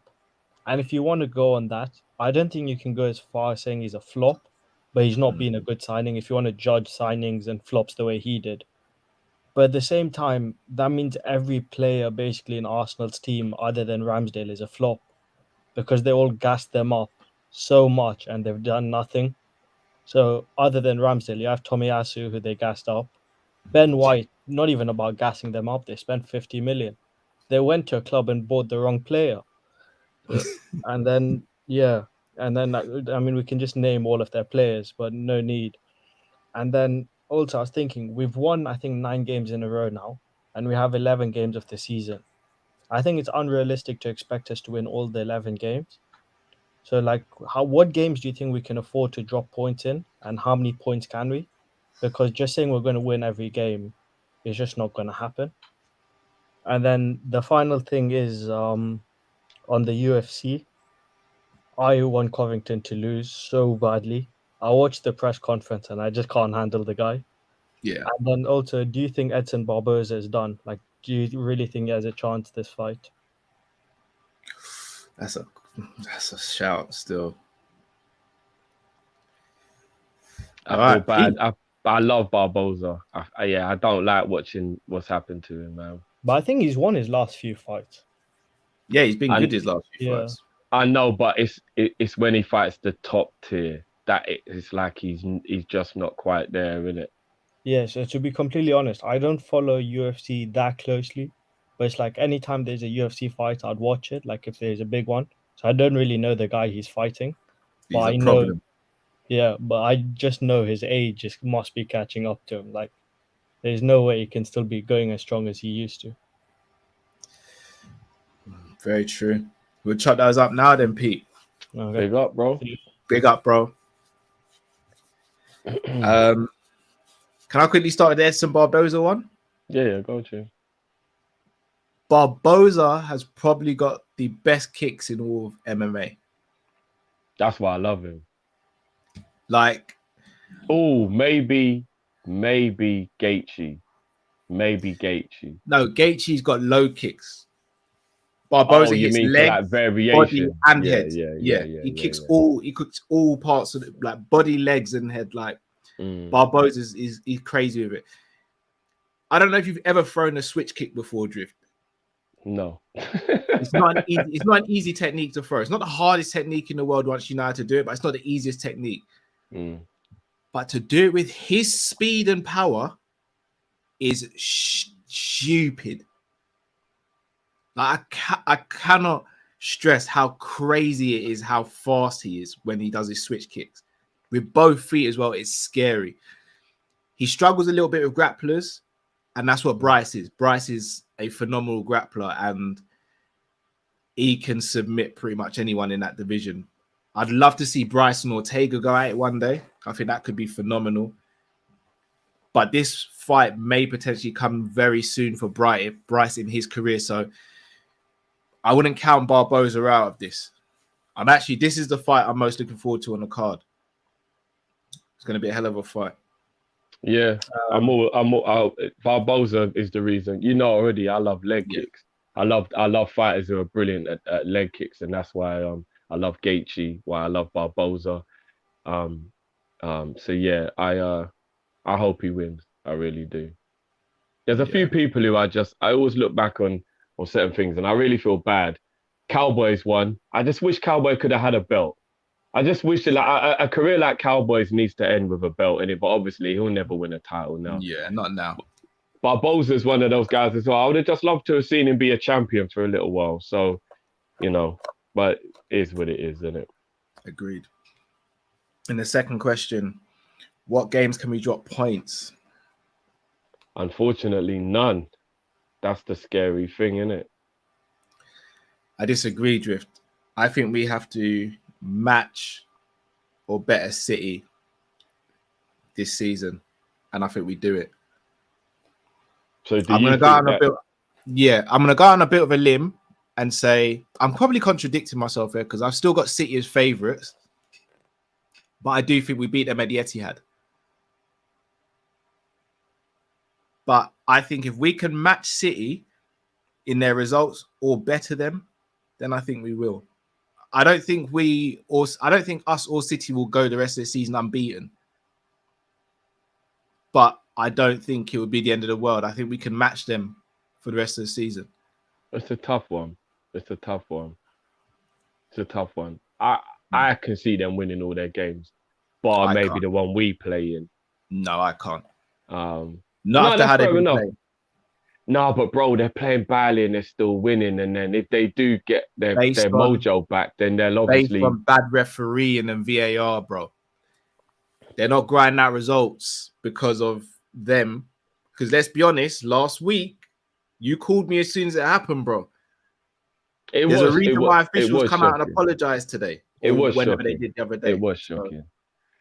But I don't think... I don't know. I don't think I see them because other than the Manchester derby where there's a possibility they could drop points, I do look at the rest of their fixtures and I think, which of those teams do you think will beat them though? I know anything can happen, but on paper, if you're asking me to be sensible, I think the emotion of a Manchester derby could possibly get Man U a result, even if it's a draw. But I mean, they smoked Chelsea at Stamford Bridge, so I don't really see how Chelsea can beat them at the Etihad. No, they've beaten Chelsea twice this season. Have they? Yeah, 1-0 each way. Right, I don't even remember the Etihad Chelsea game. Kevin De Bruyne. Oh yes, yeah, they did. Oh yeah, so other than Man United, who've they got left? That's even a team that can really get apart from us, obviously. Who else is there? I don't even see them losing the derby, if I'm going to be honest, because Man United are so bad at the moment. Yeah, no, but that's what I'm saying, bro. So if you take the derby out of it, because anything can happen in the derby, I don't really like Southampton's a team who like a little game against them. Obviously, that's the FA Cup draw as well. I put that in the universe and it happened. I don't really know any other team, Cal, in the league that, like, on paper, forget the fact that football, anything can happen. On paper, Cal, what team can beat City? Do you get what I mean? So, other than a fluke or a random result, I don't know, man. I don't see where City drop any points, bro. Even their Crystal Palace game is at Palace, and it's normally when Crystal Palace play away where maybe they catch them out. City normally beat them at Selhurst Park, so I'm like, I don't know, bro. I don't really. That's why I'm still making City favourites. I'm still making them favourites. I hear that. That's fair. All right, next caller.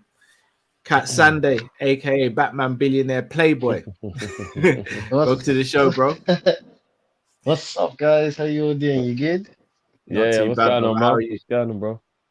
I'm good, guys. Honestly, thank goodness we actually won that Chelsea game. I'm at uni. All of my close friends are Chelsea fans, and I try to do a drift. You know, I try to be humble.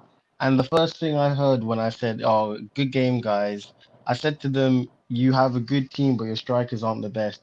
And the first thing my friend says is, "Yeah, but Jorginho's better than your whole midfield." And I go, "What? I'm not trying to be humble. What's going on here?" So like, I just started putting messages on. I started singing. Cat Sunday, bro. Hurt people, hurt people, hurt people. That's what they say, right? Yeah, exactly. They're just trying to hurt you, bro. They're just trying to hurt you, bro. I know, right? I always try to be bare humble with it, but now, like, I think I have to go back to when we won the Champions League. When we won it, I set up a group chat as soon as we won, and I'd put every person I know who supports a different team. I wrote a massive message out just to like congratulate them on like them not winning anything that season. But today I've got like 3 questions. So since like we've been talking about superheroes, my first question is because I've been watching a lot of Batman, Superman today. If Yeah. you could say, based on like your personality, if you could be a superhero or a villain, who do you think you'd be? So like as an example, I think I'd probably be Spider-Man because Spider-Man, when he's in fights, he's always talking and stuff like that. And that's why I think I couldn't be a UFC fighter because I'd be having conversation whilst trying to throw haymakers. So, like I think you would be like maybe Mr. Fantastic Cow, he stretches his limbs and everything. He's got a smart mind and everything. Fantastic Four. Drift, I think would be the Incredible Hulk. Matt, I think Matt could maybe be Iron Man with the jokes and all that. And my second question is, I'm getting a bit worried about the injuries, like Drift said as well. Because, I mean, hearing today how Matip is ill, K is not fit, Thiago won't be for 3 games, but we never know. Bobby will be back for Sunday. I Yeah. just don't know because if we're trying to go through the quad, I don't know if we have that much of like our team left because I hope, God forbid, that we don't go up to the Champions League semi-final. We have like both fullbacks out or like our whole midfield out. So that is my 2 questions. And since like Drift's been kind of baited out a lot, Cal, do you remember when we lost 2-0 to Everton and you went on that massive rant that night? Do you remember when you said that Everton's owners could potentially overtake us in a few years with the amount of money they spend? I was been trying to find the clip and I'm still Well, you going, don't but need to search for it. You don't need to search for it. but yeah, Yes, you that's do, so. bro. Yes, you do. Yes, you Don't do. worry. Find that clip. Find that clip for me, bro. All right, don't worry, Drift. I'll send it to you on Instagram when I find it. All Yeah, right. please do, bro. And Eastwood, if you're in the building, I need my security, bro. These men are coming for me hard. I'm seeing all kind of Jamal attacks. I'm seeing Cal's Nell army attacks. Eastwood, I need my security, bro. Well, I thanks remember for I having remember me, saying something guys. along those lines. I was wrong. I was wrong. But yeah, that's all I wanted to say. But thanks and big up to everyone on the chat. No, big up And to you, like, bro. yeah, and I hope Lee's well as well. It's just all banter between us, but big up to Lee as well. Sorry, So Cal. like, If I'm going There you down, I'm go. bringing you with me, bro.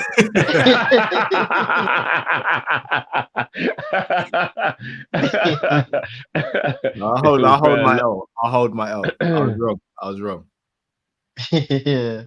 Well, thanks for having me, bro, guys. No, thank No, you, bro. bless, bro. Bless, man. Yeah. Take care, brother. All right. Injuries. I don't know if you heard his 2 questions. No, yeah, I was going to say if you could just relay the So question. he was just saying he's concerned about the injuries. I think we all are, to be honest. We're hoping that we don't go through another spell of getting bad injuries. Yeah. His other question was, if you were to be a superhero or a villain, who would you be and why? If I was to be a superhero and a villain, I'd be Spider-Man as a superhero because I love the fact that he's just an average guy who got powers and he stayed humble with it. And he's got superpowers and he still lives on the ends. You got to rate that still.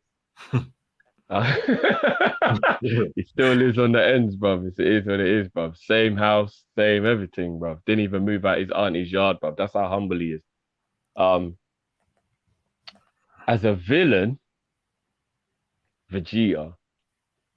Because I'm like an anti-hero. Because I am kind of a hero, but I'm not. Because I'm still not going fully dark side. I'll never just be an absolute arsehole. But, you know, Kakarot. I mean, sir, I know you don't really know what I'm talking about. I have no idea. He's a Dragon Ball Z character. He's my favorite Dragon Ball Z character. So yeah, I would say Vegeta is my villain. I'm interested to see what you would say is your villain, though. I don't know. Remember, I'm not big into films. I haven't watched loads of films, especially over the last like 5-6 years. I don't even know who my superhero would be. It's someone who I like to have a laugh. I like to chill out with people, but I've got a dark side to me if people push me. So you're Deadpool then? I think he jokes too much. And he's quite crude as well, innit? I don't think I'm as crude as he is. Like, he's proper crude. Yeah, you're not as crude as that. There's a lot more godliness in you still. But then again, he went through some stuff. Actually, no, he was an arsehole before that. He was.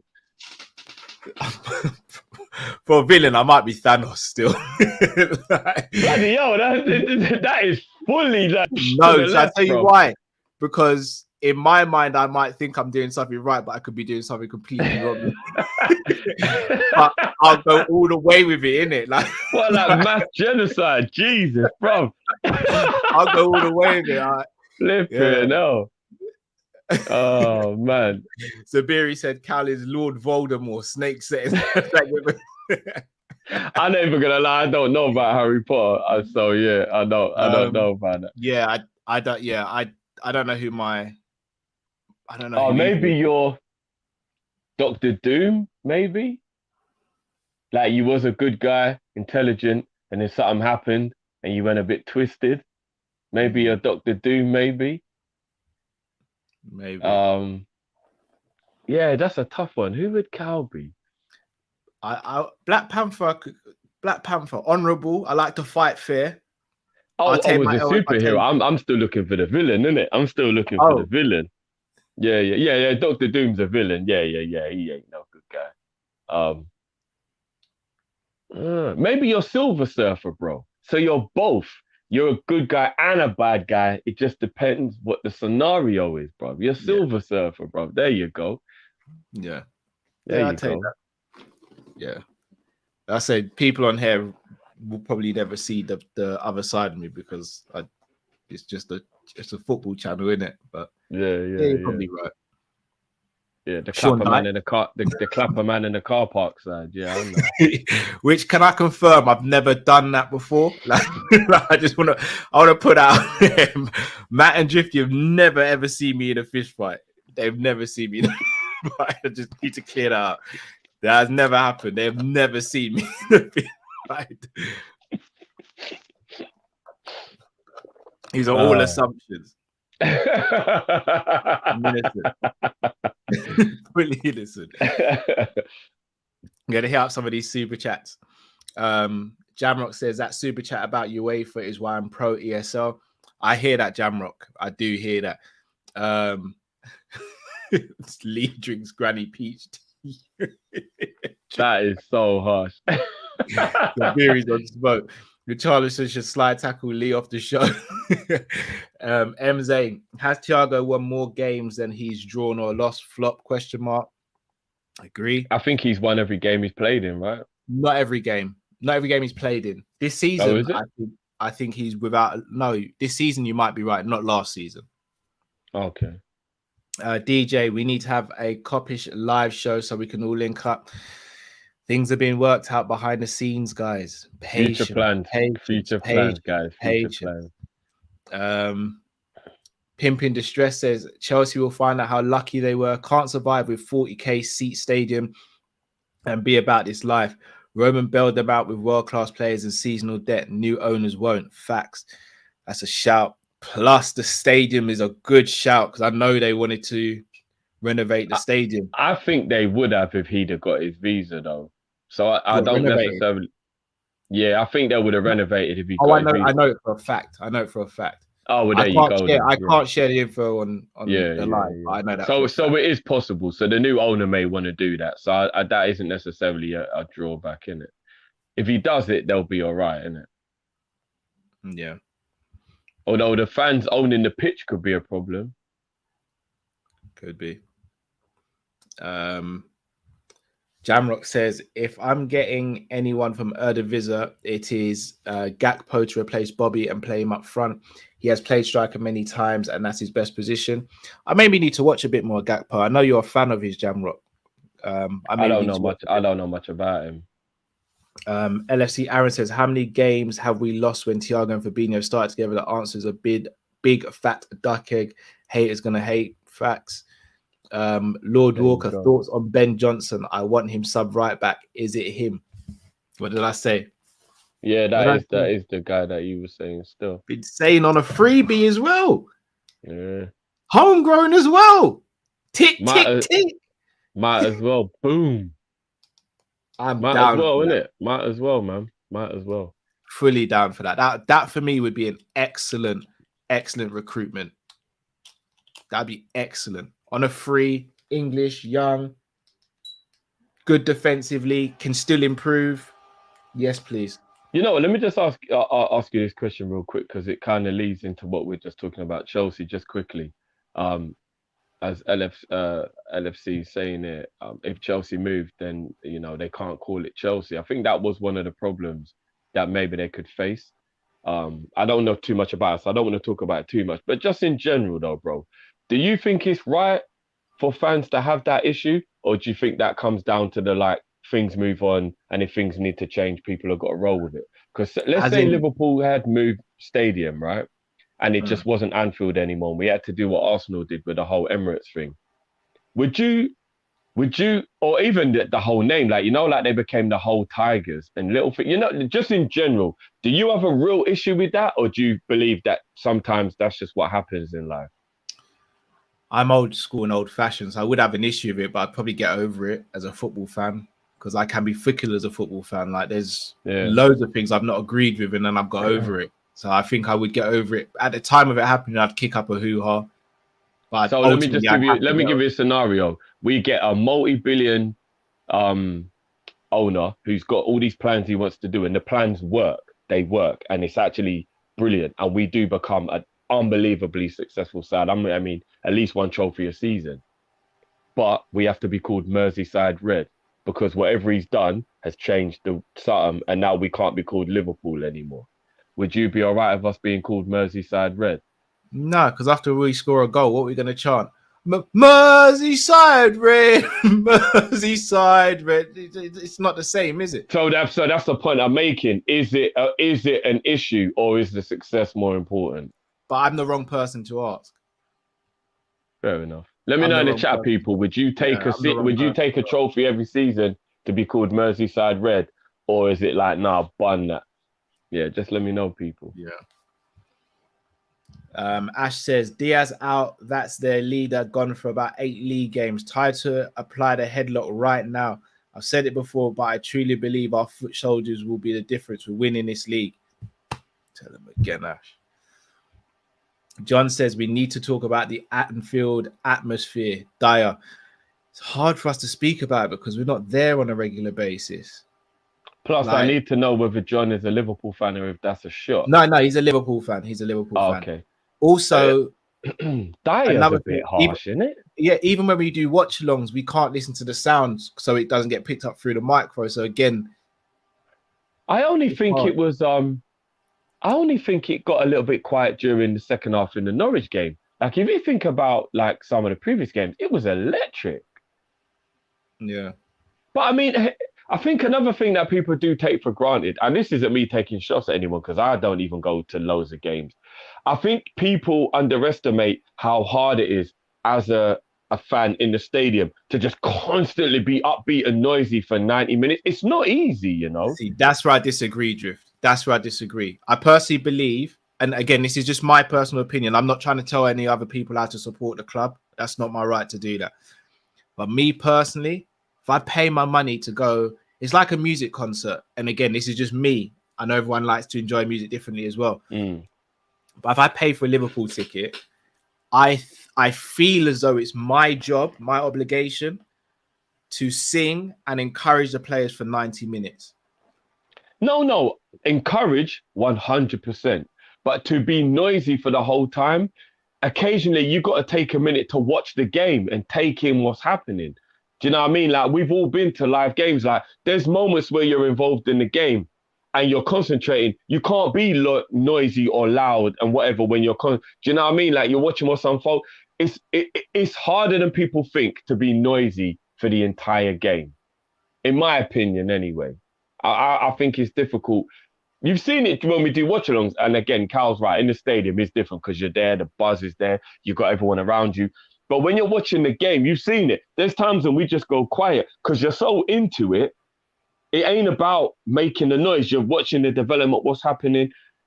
I think people underestimate how hard it is to just be constantly noisy for an entire football match. So I think it's a little bit harsh sometimes on the crowd. I don't think you have to sing for the full 90, but I think the majority you need to. I mean, if I'm at a game and I'm making noise for 70 minutes out of the 90, I think I've done a good job. If there's 20 minutes scattered throughout the game where I'm quiet, but I'm noisy for 70%, for 70 minutes of it, I think I've done a good job. I mean, if Matt needs to be here because like he'll be the only one that can attest. Maybe I don't shut up for the whole game. I don't know. I'm obviously not paying attention to myself. Yeah. Maybe I am just making noise for the whole game and I don't realize. I don't know.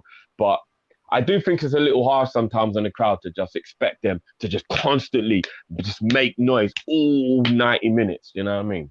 No, I hear that. I think Chris makes a good point here where he says it's different to a normal game, different from a normal game to a big game. 0-5 semi against Chelsea or Champions League against City or Barca second leg is a different level of intensity. The bigger the stakes, the bigger the atmosphere. That's very true. Very true. Yeah, Chris is hitting the nail on the head there still, for real.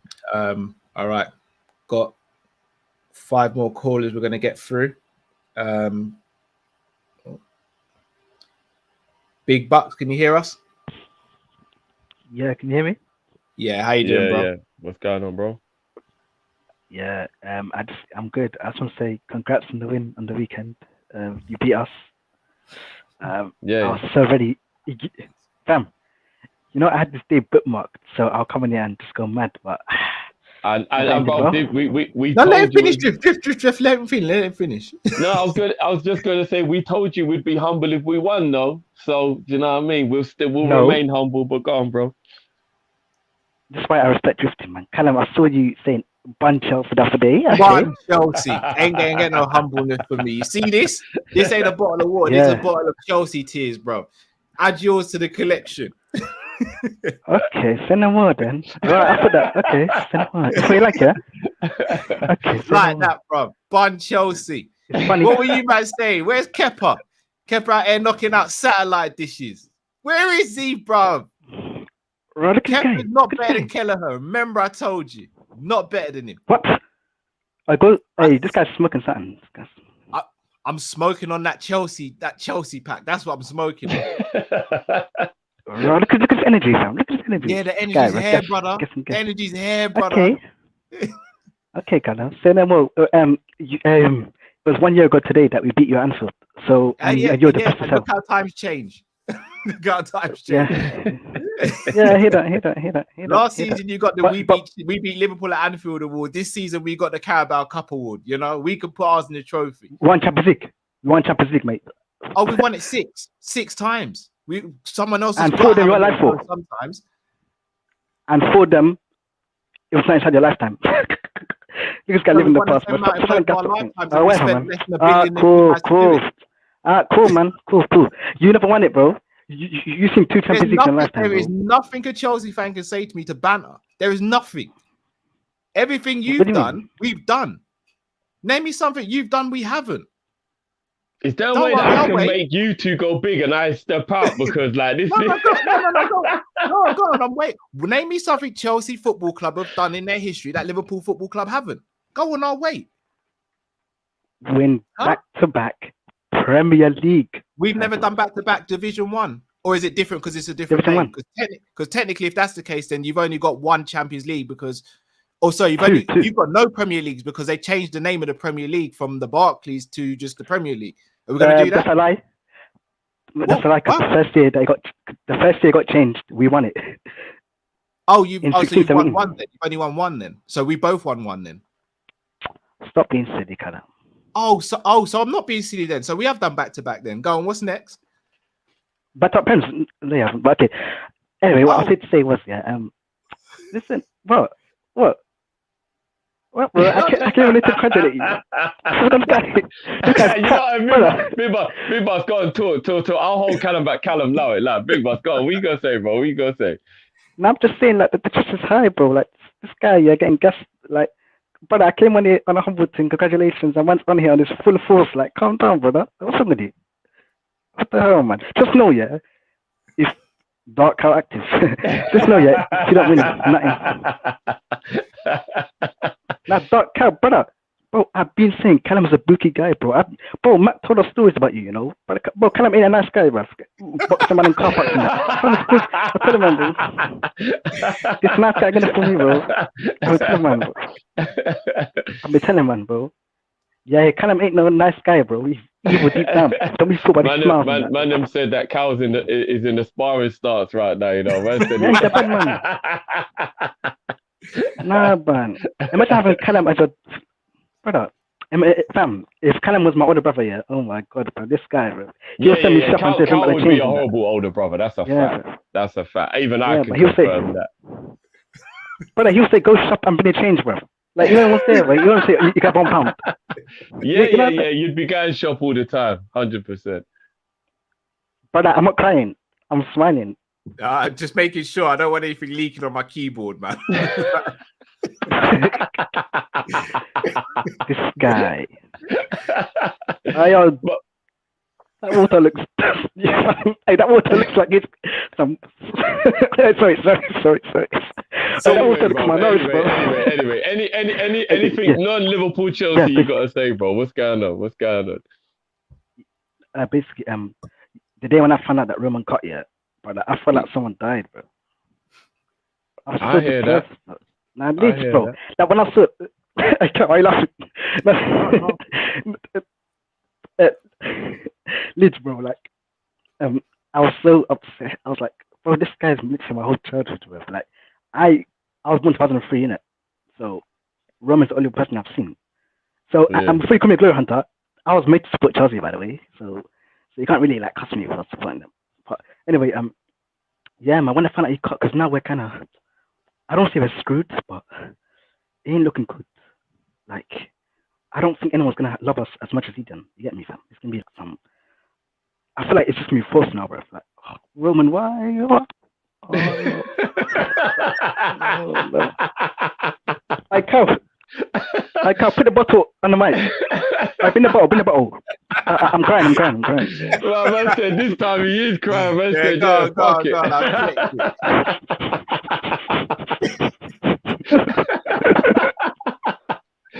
No, but on a serious note, though, before we let you go, bro, let me ask you something. Would you be all right with, as a Chelsea fan, not being on the Man City Newcastle level now, where you've got all the P's in the world, but you're on like a Man United Liverpool level where you've just got to be sensible and you can still compete, as long as you're still competing, though, right? Yeah, I hear that, brother. But the one plus side is they are less likely of us having flops. Like Kepa Arrizabalaga, Kai Havertz. As much as I love him, he's not been a man. Romelu Lukaku, who, by the way, I defend him, you know, and I get criticized for it, but when you keep Lukaku, guys, like, have you seen Lukaku miss a sit-up? Yeah. This man. Thank you. Like, I don't understand this hate, bruv. Like, I hear it. He's lazy. You don't run around, but you can't hate a man if you don't get chances, bruv. You get me? Brother, like, that's what I'm saying, pretty much. And one last thing before I go, I have a question for you, man, One of my, if not my favorite Chelsea player right now, Tony Rudiger, where does he rank amongst the best centre-backs in Europe?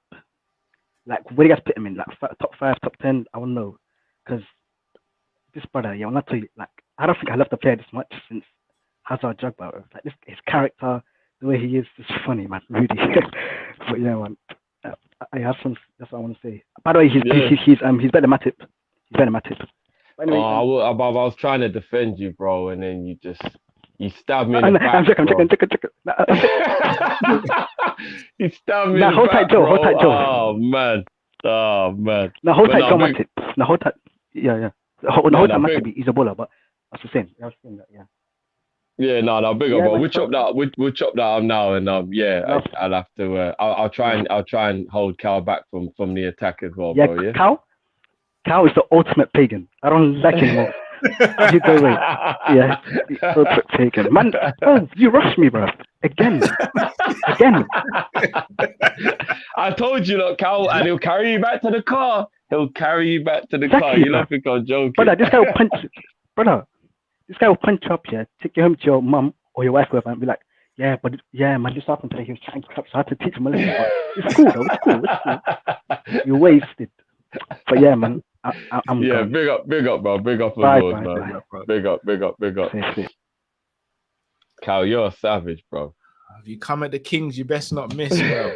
I told everyone I'll ride out the Liverpool Football Club. I will do it. You cannot come to Liverpool.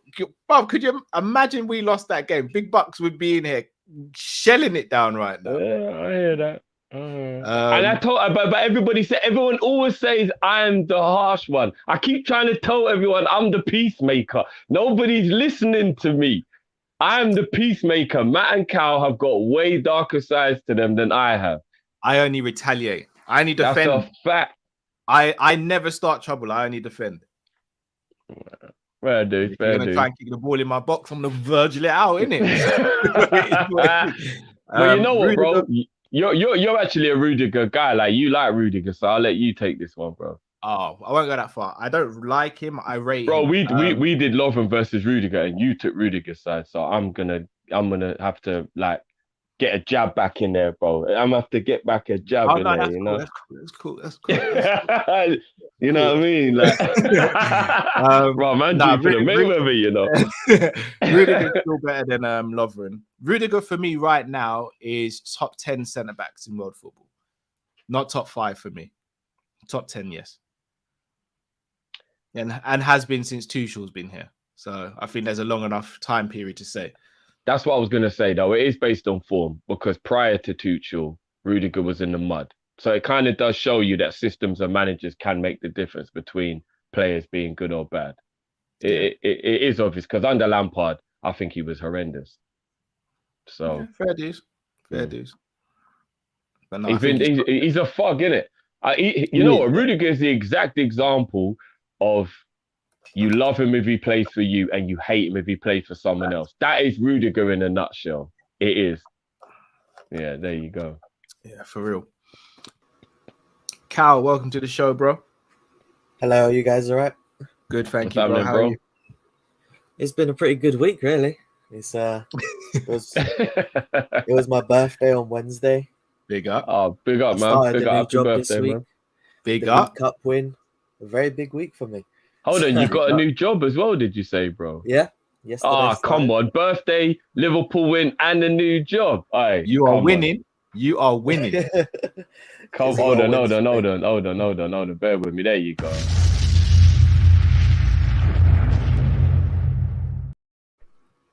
And just in case there was anyone who didn't believe in you.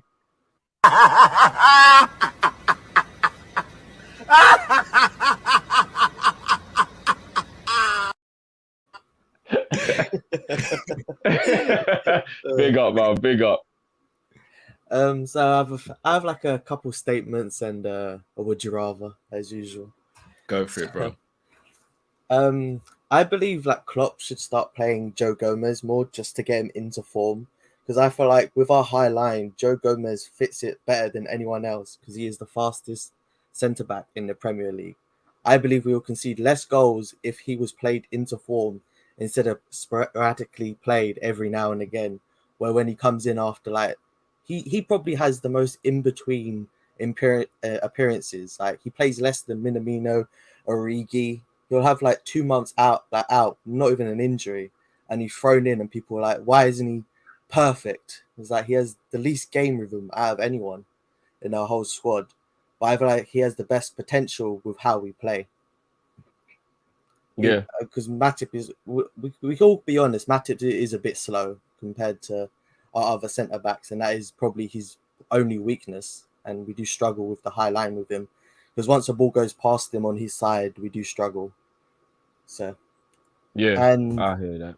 There was a midfielder that I want us to buy in the summer instead of Jude Bellingham. It's Declan Rice. I see him as a good long-term replacement for Jordan Henderson. I think of a midfield of Fabinho, Rice, and Thiago/Elliott. And I feel like that's a very good combination. I feel like they fit each other very good. And also Bellingham is still very young. Like, I see the hype, but like, he's 19. Like, that's way too much pressure put onto him already. I feel like maybe in a couple years we can start talking to him as our next Steven Gerrard, as people say. And the would you rather I had was our win on Sunday. It was very sweet just because how it was dragged out and gave Chelsea the hope all the way into the last kick. And that's what I liked about it the most. So I wanted to know, if you knew before the game what the result was going to be, would you have rather won 3-0 in extra time, or how we did it? And you know this before the game, so you don't have like the tenseness of the 0-0. Like, you know, it's going to be the last penalty kick that Kepa misses, or a nice 3-0 in extra time. I say extra time because you'd probably pick that one if you had chose 3-0 normal time, because you'd be like, oh, players arrested. But 3-0 in extra time, or how we won it. That's all I got to say. All right, we'll check that out now, bro. I see you guys later. Big up again on the new job, man. Big up, bro. Congratulations, man. More blessings. Which one do you want to do first? Let's just go in the order he gave it to us. All right, so Gomez, more Gomez games. You know where I sit on that, bro. I adore you Gomez. know where I sit as well. Yeah, Gomez does need to play. Here's the only caveat I'll do to this, to be unbiased. When we're fighting for our lives to win the biggest trophies, I do sympathize with Klopp on where he puts Gomez in, because you can't risk a game where Gomez may make a mistake while trying to play himself into form if you don't have to. Do you get where I'm coming from? Yeah. The only thing I'll say on that is, I do feel there was loads of times when Klopp could have played him at the beginning of the season when it would have been easier to, and he didn't. And I do hate the fact that he did that. But right now, where we are now, I can understand why Klopp won't take the risk of the form Joey's in. Even though when he played right back, I thought he was brilliant. But a centre back, he has been a bit suspect when he's played. So I see both ways. But you know, I'm a Joey G guy, man. I think he's unbelievable when he's fit and he's going. So yeah. See, I don't agree that he's the best partner for Van Dijk. I also think Konate might rival him in terms of pace as well. I still believe Matip is his best partner. It's an argument. No, it's definitely. I do think Matip is Virgil's best partner. But as I keep on saying it, Gomez, Konate, Virgil, Matip, and I pray to God by some hook or by crook we're able to keep Nat Phillips and he's all right staying around. It's the best centre-back combinations we've ever had in my lifetime. Facts. Like, I don't want this to change. I know a couple people are right if we sell Gomez. No, I don't want him sold. I would understand if he wanted to leave. But I don't want him sold. Like, and a lot of people keep talking about the money cow because we could easily get 50 mil for him. Yeah, but the money's not going to help, is it? Once he's gone, you have to replace the quality. It's going to be very difficult to replace the quality. Very difficult. Very difficult. And as Cal said, his attributes are so perfect for what Klopp actually wants to do. Yeah, they're perfect for what Klopp wants to do. So this next one's gonna split us, I think, straight away. Declan Rice. Yeah, I saw you smiling, boy, because I know you rate Declan highly. Yeah, I think Declan is good, but I think Declan is just below elite tier good. So I think he's like the West Ham, the Arsenal, the Tottenham level. I think if you want to do a Man City, Liverpool, Chelsea, I'm not quite sure, and I'd need to be convinced he's ready to be that level. If he is, fair dues. From what I'm looking at now, I will say West Ham, Tottenham, Arsenal. I think that level is the level he's at, and that will be his ceiling. If he proves me wrong, then fair dues, because it's not like he's a bad player in any way, shape, or form. But I don't know if I would call him top echelon, 80 million, which is what we'd have to pay for him. You know? Yeah, so that's my only thing with it. It's the price. The price is way too high. The thing with it, though, we speak about players always going up a level. The level Rice is at now at West Ham, in a Liverpool midfield with Klopp as his manager, I think he goes up a level and he becomes a star. He can tackle, he can pass, he can shoot with both feet. He's good in the air. He can cover at centre back as well. I'd be very happy if we're able to get Declan Rice. The problem is, it's his price tag. You know, Usman Amin says, would you take Gomez or Jules Koundé? I don't really rate Koundé that much personally, so it's Gomez for me. And obviously, you know, it's always love Jamrock. But Jamrock was saying you shouldn't be a director of football if you can't take 50 mil for Joey and go and buy somebody else. Now, I'm not saying there's nobody else you could get. Obviously, that's just being too far left. Like, I get it. But you got to be honest, Jamrock. There is a real scarce kind of like pool of real top centre-backs. There are. And I don't think it's a coincidence why Chelsea are fretting about holding on to Rudiger. I don't think it's a coincidence that Man United paid way more than they should have for Maguire. Yeah, there might be a few gems around the world that if you're smart enough, you can pick up. That's cool. I think that's true of any walk of football life. But in general, there is a kind of lack of real quality centre-backs. There just are, bro. It's one of the biggest positions, I think, in world football over the last few years, where you do struggle to go and get like a player that's just takes you to another level. Man City got to go and pay 67 million to get Diaz. He weren't cheap, you know? And like, I just think, unless Gomez wants to go, and that's why Kyle hit the nail on the head. If Joey is okay to fight for his place, because if he wants to go, his head's gone, that's totally different. But if Joey's willing to fight for his place, how do you go and find a player of Joey's quality? And who's also willing to be in that type of situation where they are fighting for their place? Because you go and spend 50 mil on a defender, effectively that guy is supposed to be a starter, right? Or he thinks he's coming in to be a star, but not in our team. It'll be very, very hard to find anybody now who will fit the system the way we play and will come in and dislodge Matip and Konate at the level they've shown. I just think as long as Joey is okay with being here, it's a no-brainer. He goes nowhere. He goes nowhere as long as he is okay with being there. Money don't always, like, you know what I mean? It don't always help. It don't always help. So I get where Jamal's coming from, but I think it'll be very difficult to find a player of Joey's level. Very difficult. And then would you have taken 3-0 after extra time win or the way we won against Chelsea? I would have took 3-0 in extra time still.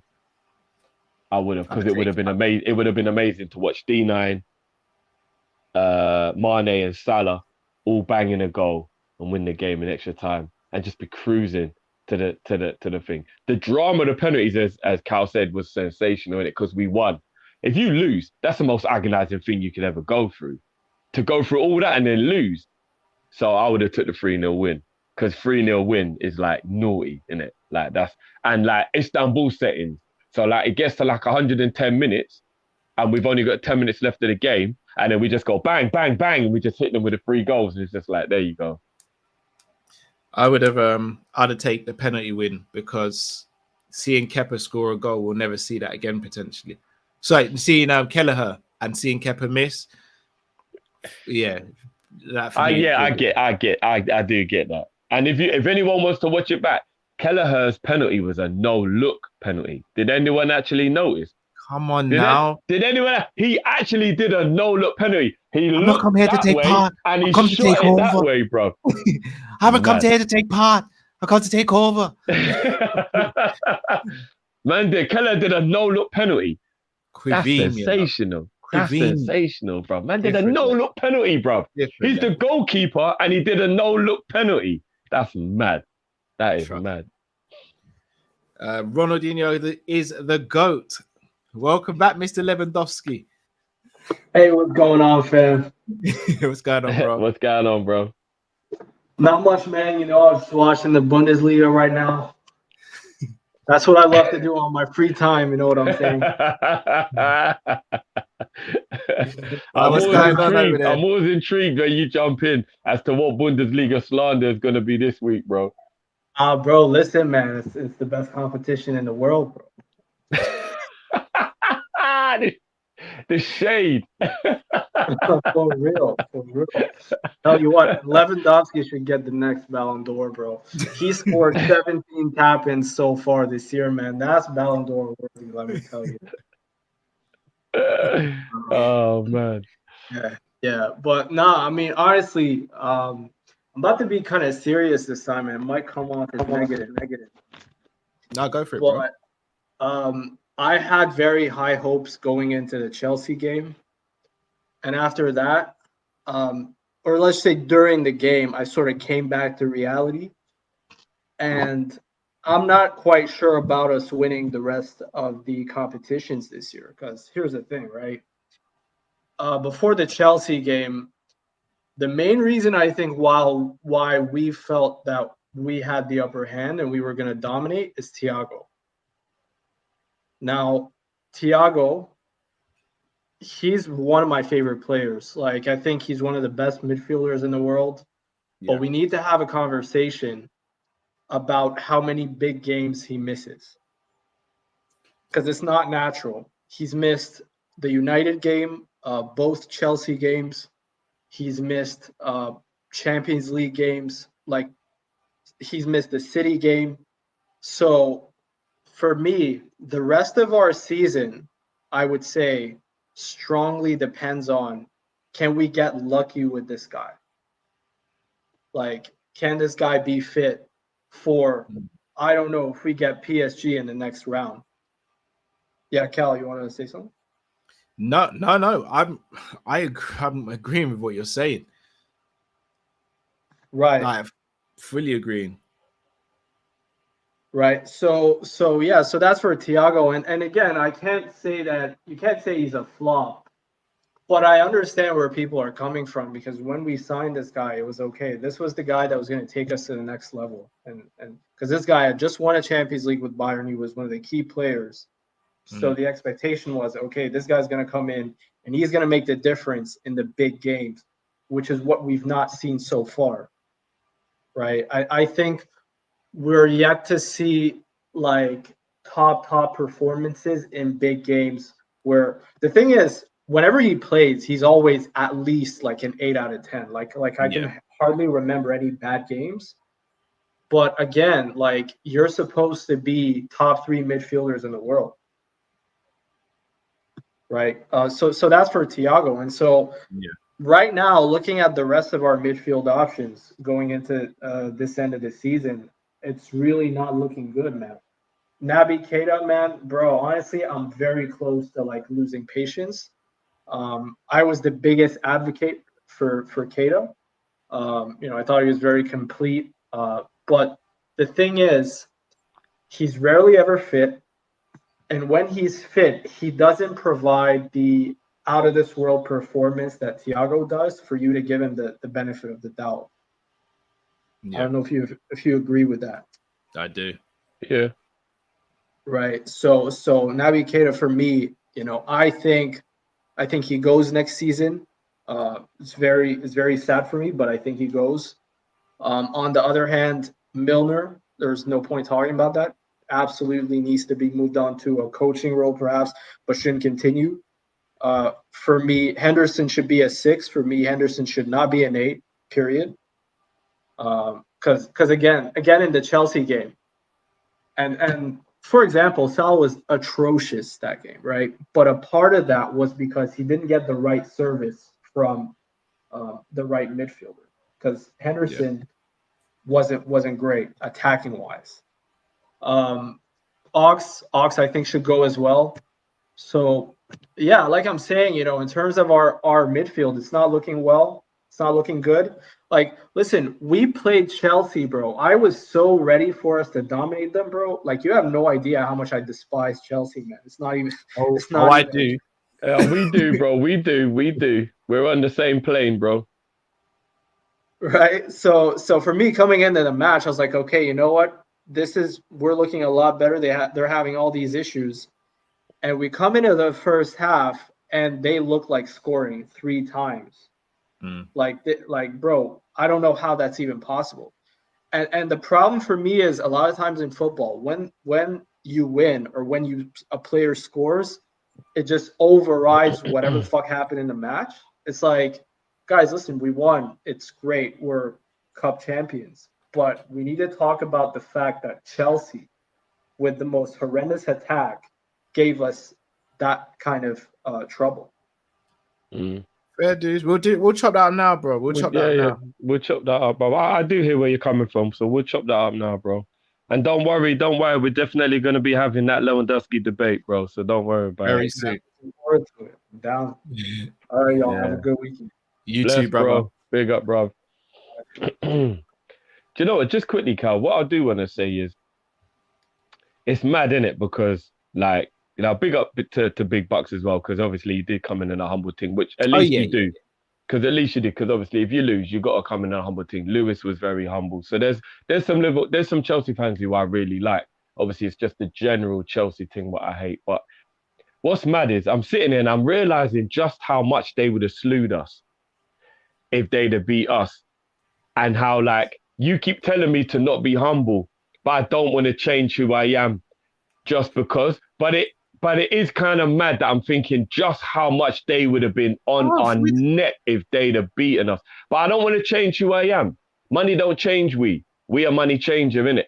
Like, can I tell you 5 narratives that would have come from that? Mendy's better than Alisson. Reece James is better than Trent. Silva's better than Virgil. Tuchel's better than Klopp. And bloody... who have they got up top? Havertz is better than bloody Salah.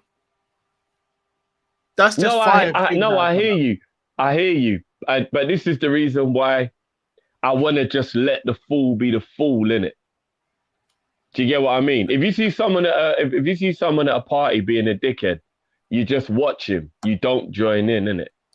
Unless he steps on you or does something to you, which you don't defend yourself. No, but it's true, though, dude. If he's over in the distance and he's not troubling you, fair enough. But if he brings trouble to you, then you've got to defend yourself. I'm not gonna lie. I'm the type of guy who will definitely still just laugh at the drunk man. I won't take anything that he's saying serious. That's me, it's innit? Different for you, though, because you might get a little tipsy yourself. If I'm sober and someone's going over the top because they're drunk, I've got to defend it. Like I said, bro, money don't change we are money changer in it. I'm like, but it is mad when I look down and I think to myself, what's the lyrics? What's the lyrics? How did the lyrics go? But if you diss, we are danger. yeah. Shout out Movado, my guy. But like, I don't. Yeah, it's mad. I just don't want to. I just don't want to lower myself to that level. I want to remain humble in victory, because that's just how I am, and that's why I haven't gone and I ain't grilled no one. And we ain't done that. And I think we've done a brilliant job as well with letting the Chelsea fans know that they can come to us and talk, and we're not going to be silly. But I do think to myself, if Chelsea had won, it would have been a mazza. I can imagine if Chelsea had won. Oh, my days. The way they would have been carrying on would have been different. Shocking. Oh, it would have been different. It would have been different. I can't even lie. Like, it would have been unbearable, to be honest. So, and you're right, the narrative, that whole Tuchel's better than Klopp, oh, fucking hell, that would have done my head in, my word. Exactly. That would have done my head in. So, but yeah, I said, I just like to enjoy my victory without piling on, you know? I like to do both. I told you, bro, rush you, but carry you back to the car. I told you. No, I was here like for years. I've been hearing, like, since 1920, since we won the league. It's Chelsea fans I've been hearing the loudest. You got to retain it before we can rate you. You got to do this before we can rate you. So now you got to take smoke, innit? If you start the fire, you can't start coughing and moaning about the smoke. Shouldn't have started the fire. I hear that. Thiago missing too many big games. I agree, he is.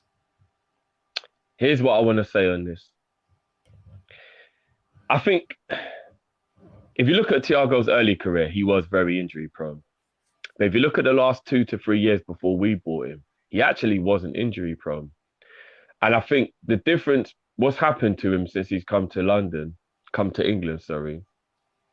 is adapting to the Premier League, which is a lot harder, a lot more physical, a lot more fast paced.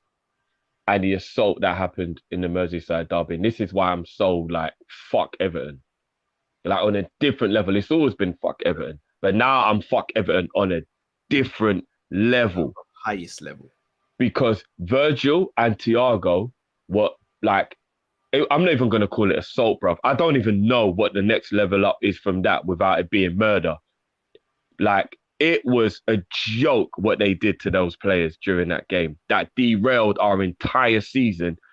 And Thiago's, what's the word? Adaptation to the Premier League. Do you know what I mean? And I think his injury proneness has kind of come from that moment. Do you get what I mean? Because I reckon if that doesn't happen, I reckon he adapts a lot easier to English football and he hasn't missed anywhere near the amount of games that he's missed. And he'd probably be up to speed and he'd be a lot better. So I want people to just hold off on the Thiago thing in terms of, I get the beginning of his career was quite injury prone, but real talk, if you go and look at the record and then compare it with some other players, he wasn't really injury prone the last 2-3 years of his Bayern Munich career. He wasn't. He kind of like got over it and he was quite integral to everything they achieved. I think that match against Everton, coupled with trying to adapt to a new life in a new country and all that, is, you know, hold tight, guys. Do not lose faith in Thiago. Even availability-wise, don't lose faith in Thiago, even availability-wise. Let's not do it, guys. Let's not. Yeah. Let's not do it. And I think even Ox is a great example of that, Cal. As you point out to me all the time, he's barely been injured this year. So do you know what? Shout out to Lakers, who's often in the chat. I don't know if he is today. He sent me something today. And apart from Fabinho and Henderson, Ox has had more minutes than any other midfielder for us this season. And the narrative will always be that Ox is injury prone. But also the narrative is he barely plays under Klopp as well. So there you go. So that when Lakers sent that to me, I was flabbergasted. So if Ox can do it, Thiago can do it. So let's keep the faith, guys. Let's keep the faith, man. Thiago's an anomaly. Thiago's an anomaly. He's an absolutely fucking generational, world-class, different level baller. And he plays for Liverpool, guys. Let's not give up on him just because he's had a couple of injuries after being assaulted, you know? So in regards to the rest of our midfield options, we've spoken about it quite largely. If we're going to stick with 4-3-3, even 4-2-3-1, if I reckon one of Ox or Naby will go, I wouldn't be surprised if both, if I'm being honest. I personally would cash in on both at this point. If we do that, Carvalho kind of comes in to replace Ox. And then we get Eves. Yeah, it's got to be a player who can control the game as well. Because Hendo's obviously going to be the backup 6, it seems.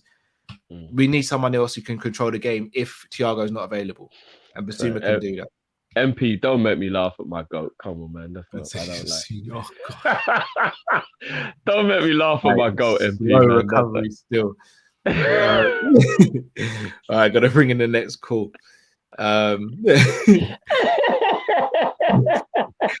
Caleb, welcome to the show, bro. Hey, can you lot hear me, right? Bro? Yeah, we hear you, bro. First time catching you lot live in time, you know.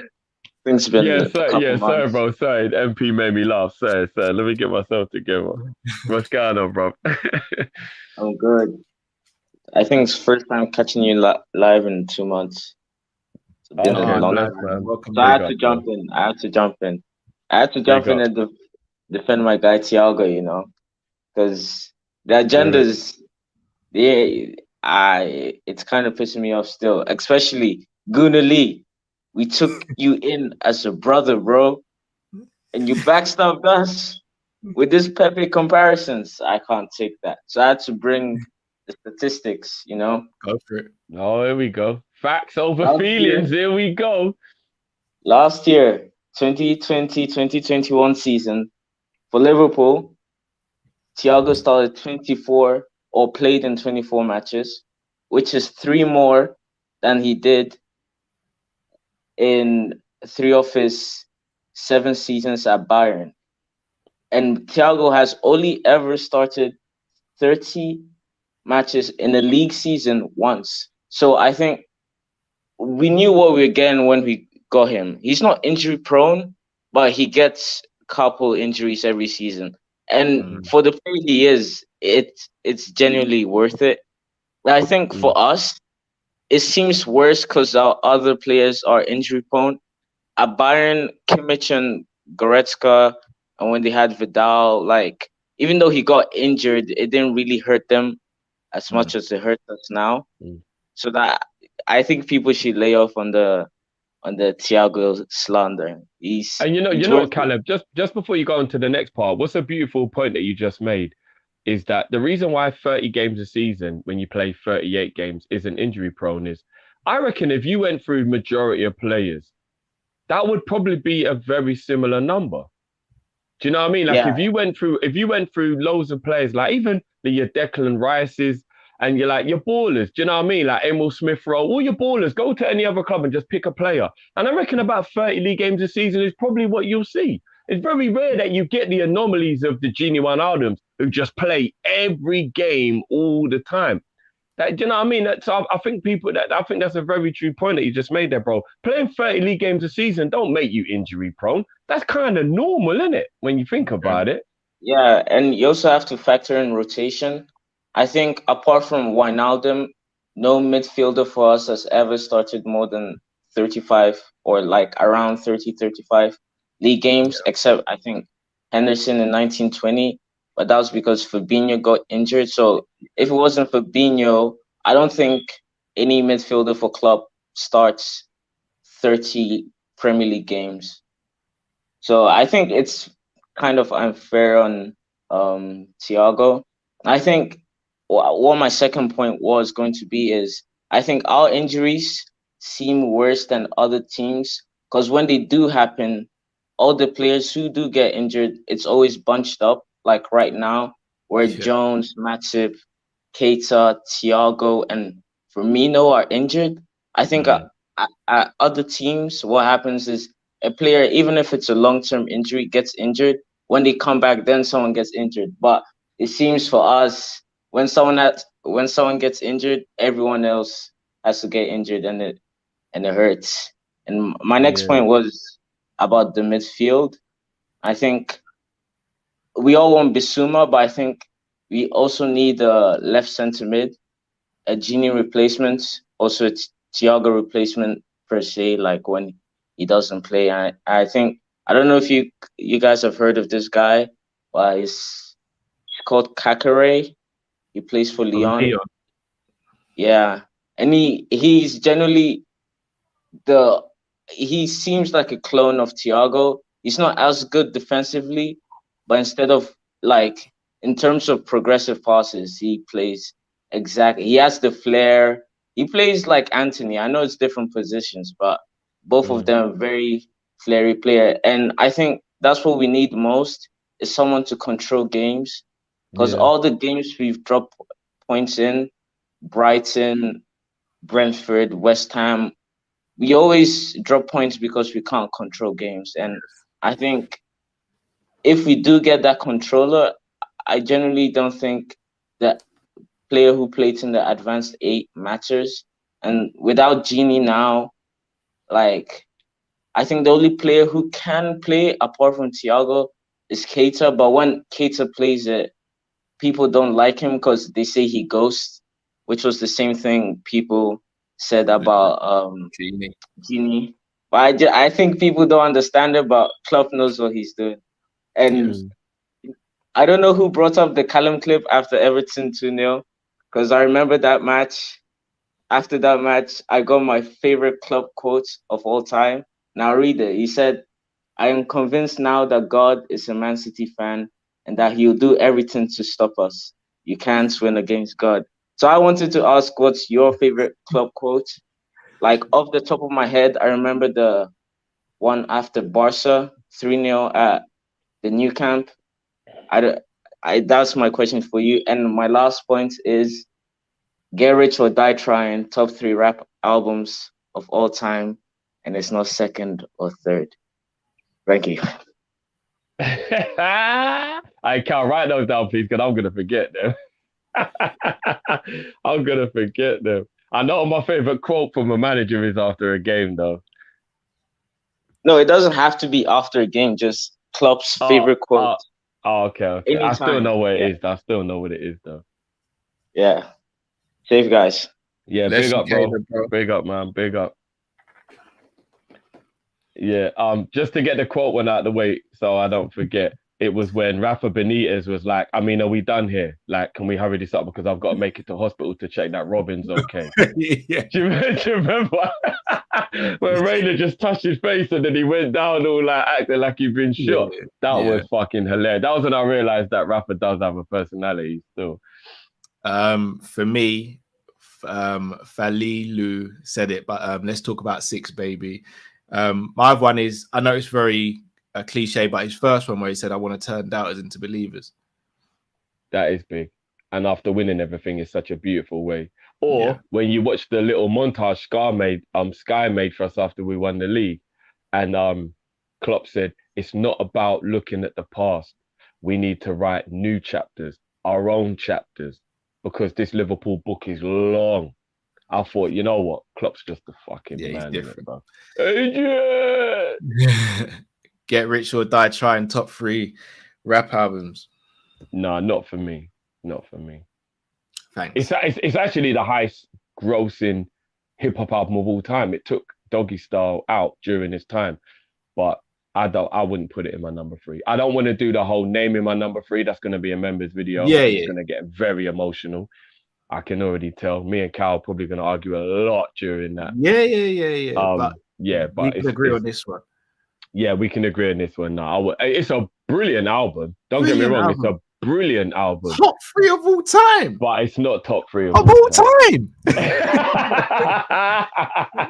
It's not top 3 of all time. Like just straight off the bat to just shut it down. It's not better than Blueprint. It's not better than Life After Death, and it's not better than Doggy Style. So just straight away, it's not top 3. It's not better than Blueprint 3.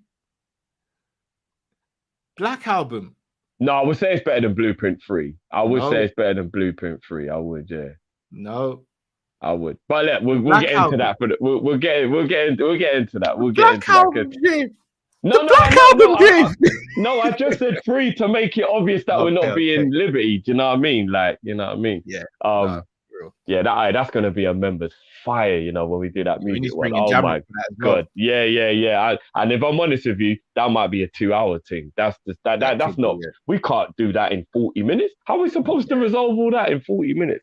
What was the other because while he was saying it, that was it. No, it was the whole like getting in players to kind of like play a certain way and you should play. Stay with me on this one, Cal, because you might think I'm going left, but I hope you get the where I'm going. What worries me about Basuma is that Basuma would be going to AFCON, and I don't think the club is stupid enough, and I actually kind of agree with it, to have an increased number of AFCON players. So I think Basuma only comes in if Naby goes, and I don't know if anybody's ever thought about it like that, but I think that's where you have to kind of look at it. That's what I've been saying. Fair enough. I don't remember you saying it. Because I was thinking about it, you cannot have 4 players that go to AFCON when the tournament happens every 2 years. It's too much. Especially when they're as important as the players that are going. It's too much. Naby exit stage left and so I think Basuma only comes in if Naby goes. But here's where I come from, and this is to get at what Caleb was saying. I actually think Neves would be a brilliant acquisition, to be a guy willing to accept backup, but make us able to still play a similar way that we play when Thiago plays. Because I think Neves is still of a level where if he's coming in to replace Thiago and you want to control the game, he can help you to do that, because he's not as good, but he plays in a similar way. And I think his contract is really running down as well. So you get Neves for dirt cheap. I think Neves would be a brilliant acquisition to be a backup to Thiago if you want to play that same possession-based way and not have somebody who's going to moan there on the bench. And I don't know if anyone thinks I'm going left with that, but I think that could really work for our team. I don't think that's going left at all. The problem I've got with Neves is I could see him maybe going abroad for his next move. I know Barca are in for him at the moment. Also, he's played a lot of football despite his age, and I'd be scared that would catch up to us in a Klopp team, in a Klopp system, where he'd be running relentlessly even more. But would he be running relentlessly but controlling the game? Would Fabinho and whoever the other midfielder is not be doing the legwork for him while he dictates? Maybe. You get what I mean? Look, I rate him highly. I love what he brings to the game. I love watching him play football. He's a brilliant footballer. I just think I'd have rather, if we should have got Neves when he left Porto. That was the time to get him. I don't know if now is the right time. I actually think it would be great. I think it would be perfect. If we signed him, I'd be good. I'd be good. And you know what I think it's a perfect time, bro, because when you go from Porto where you win stuff and you go to Wolves where you're kind of been starved a bit, I think you'd be willing to accept being a rotational player in the Liverpool team because you're just starved of that winning kind of feeling now and you want it back. Whereas coming straight from Porto where you're always winning, you're probably less likely to accept that second fiddle role. So it could be the perfect time to get him, bro. Maybe. Do you get what I mean? Yeah, it's a good shout. Barella from Tony L is another good shout. That's a good shout. I think the cost, the age. I get what you mean about the amount of minutes he's got in his legs. He's got a lot of minutes in his legs. But the way he plays, I don't think he needs to run around if you've got runners around him. I think if you can get some runners around him, you'll be all right. Do you know what I mean? Yeah. Last caller of the evening who's been patiently waiting.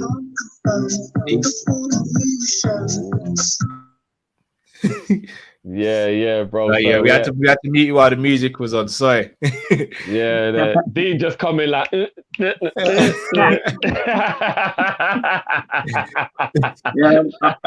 Yo, I'm here to clear my name, guys. I wasn't hacked that day, Carl. I was trying to actually tell you what I see every day that happens with our players, man. I don't want to lie, man. It's getting to a point now. I feel, because trust me, I love these players. I love our midfield. I love everybody. But like these mistakes they make, like they're giving the ball away, not really maintaining position, not maintaining, like keeping the ball. We need to play in a certain way, like our attacking hours on the front foot, right? So if you delay for like 2 seconds, the ball is gone. We have to start again, and so it takes time. That's why now we look at our 36 now. We're rarely scoring goals in the first half. That's the reason why, because we're starting off as slow. I mean, if you start from the beginning, on the front foot, passing the ball. Look, when we're very fluid, when you're passing the ball especially when Thiago is playing, you can see he doesn't play around. Something with Morton, right? Morton doesn't play around. He holds the ball one touch, he moves on with the ball. Jones, he likes to show that up, of which he's not even that good on the ball. He doesn't have any special skills or flares or whatever that he can beat the players. Did you just say Jones? No. Dean. Jones doesn't have skills. Dean, what are you doing, bro? I'm talking about one-on-one. There's a defender there. I've never seen him beat a player one-on-one, face-to-face. Nah, Dean, Jones can do that, bro. Jones can do that, bro. Thiago does. Thiago can beat a man, no problem, right? But he doesn't do that often because he's mature, right? He knows what to do. He knows when to pass, when to hold the ball. That's one thing that I've been worried about. Some of our players, not just Jones, even Ox. He holds onto the ball for no reason, unnecessarily, and that's why we lose momentum when you're attacking. This is why that day I was like, "Come on, guys! I see it happens. Oh, look at Jota on the ball. Jota is like a daisy cow. Like, it doesn't really, when he gets the ball, it's like it's acting like he doesn't want to touch the ball, and he ends up like running back to win the ball again. These are the things. If I was a manager, these are the things that I pay close attention to. That's what makes a team great. Look at Man City. If you watch them play, it's like solid, because that's the difference between what I've noticed with Pep and Klopp. Because Pep is very good when it comes to individual performances. You can see when Manes comes on, he just comes on and he destroys teams. He knows what he's good at, and he makes sure that he utilizes, his special traits. That's one thing that we have to like sort of focus on when it comes to our players. Each and every player that we have, they don't really utilize their special traits, and they spend time doing unnecessary things. I don't know, man. I'm just saying. So I have two questions for you. Go on. I'm gonna have to rebuttal quite a bit of that, Dean. But go on. Yeah, it's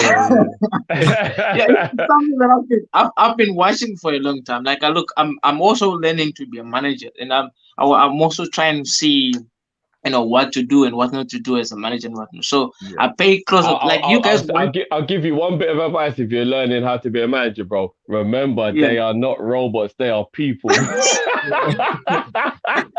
Remember, they are people, bro. They are not robots. But yeah, go on, bro. But I mean, these guys are on the world stage, though. They're getting paid millions of bucks, guys.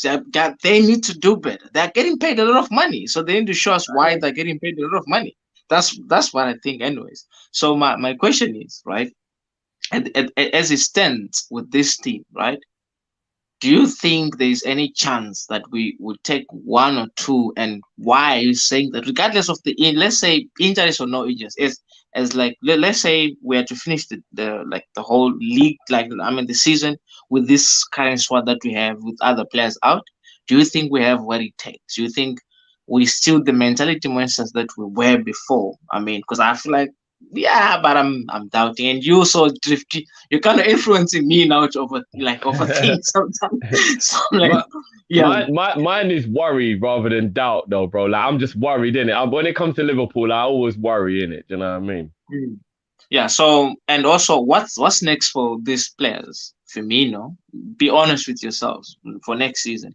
Firmino, Ox, Henderson, Gomez. What do you think? Should we keep them or should we move them on? Do you think it's about time that we change the style that we used to use, and now we should evolve to new? You can see Diaz bring on something different. I feel like that's this Diaz sort of type of players. These type of players work with our system very well, because they are I like the unpredictable, the fact that Diaz is not predictable. He can, you can see he came on straight on, guns blazing, and everybody's talking about him, right? Anyways, I just thought of another question that I wanted to actually say. Have you ever noticed every time we see prospects, all these good players that we see on YouTube shorts and whatnot, and we start talking about, we should go and buy this player. Like, remember the likes of Damsgaard, Dobe, Sheik, and all these guys. Have you ever noticed that when we say we want to buy these players, our scouts and our owners, Klopp and everybody, they seem to go a different direction, and it always works out for the club. Now I'm starting to think maybe we think we know what's best for the club, but apparently maybe we don't really know, because everything they do since Klopp took over and all that, it's been phenomenal. And we were looking for, buy this player. They end up not buying any of those players. And then they still, whatever player they get, it still works out for our club. So I do think fans also sometimes get carried away, and because somebody looks good on YouTube and it's a must. What should we do to make actually us as fans maybe try and trust in the process, and maybe believe in our managers and our scouting team way better and more often? So that's all I gotta say, guys. Thanks. I've been waiting for a while. Big up for waiting as well, bro. Big up, man. Yeah. We'll chop that up now, bro. We'll chop that up now. Bless you, Bob Dean, and you're always regular as well. So thank you, bro. Big up, bro. Definitely. I'll be, but it's just been a while since I think almost a month now. So now. And I'm not gonna lie, bro. The connection is crisp now, bro. I don't know what you changed, but the connection is crisp now. So yeah, man. I've upgraded. I've got some nice things. See it there? Yeah. You love to see it. Big up, bro. You love to see it, bro. Big up. Thanks, man. I appreciate you. Big up, bro. Love, bro. Big up. Only thing I want to say about what Dean was saying, because it's not really like he's right. We got to trust in the process. But all I want to say is Genie, Sadio, Diaz.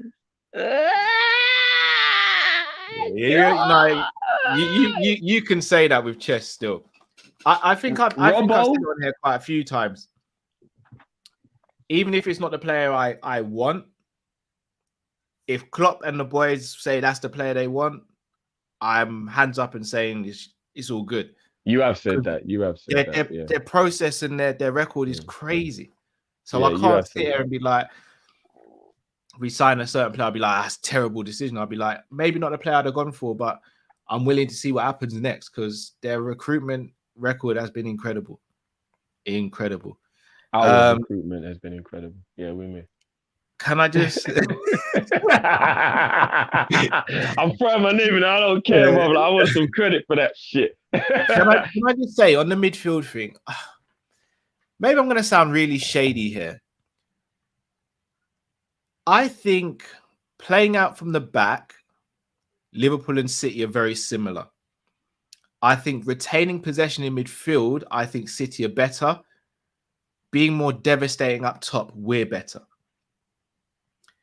So if we're looking at that from a midfield standpoint, which Dean was kind of alluding to, I do feel as though sometimes we do give away the ball sometimes when we don't need to. But I think we're still, if we're not the best, we're the second best ball playing team in the league. I don't think that's up for debate, if I'm going to be honest. Do you know what? If I'm taking my complete unbiasedness out of it and forgetting about quality and just thinking about generally to watch, I think Brighton is a shout for being one of the best footballing teams. No, they are, but they're not better than us, though. Yeah, but is that not just unfortunately because they don't have the caliber of player rather than the style of play? Because they are brilliant to watch. Brighton are brilliant to watch. They play some football. I think that's why a lot of people think that if Thingy went to a bigger club where we had the better players, it could quite possibly, if Potter got hold of a bigger club where he had the caliber of player. Graham Potter went to Manchester United. Manchester United will be back in business.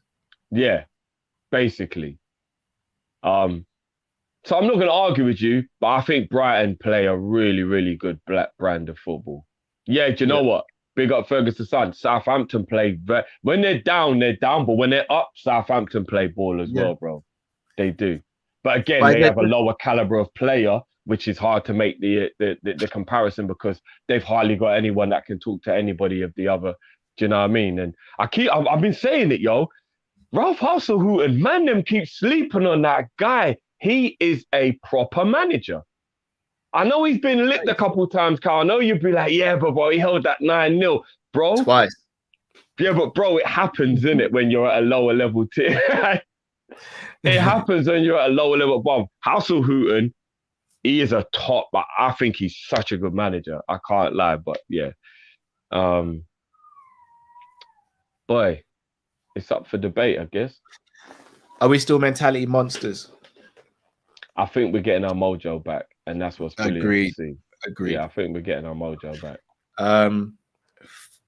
What happens with Firmino, Ox, Hendo, and Gomez? I think we've spoken on Firmino, Gomez. I think other than Gomez, I can understand why the club would do it, but I want Bobby to stay. But I can understand why Ox, Naby, and Bobby would be moved on if they were moved on. I can understand it. I disagree with Bobby. I still believe that off the field is just as important as on the field. And I believe he could be a massively important impact player off of the bench.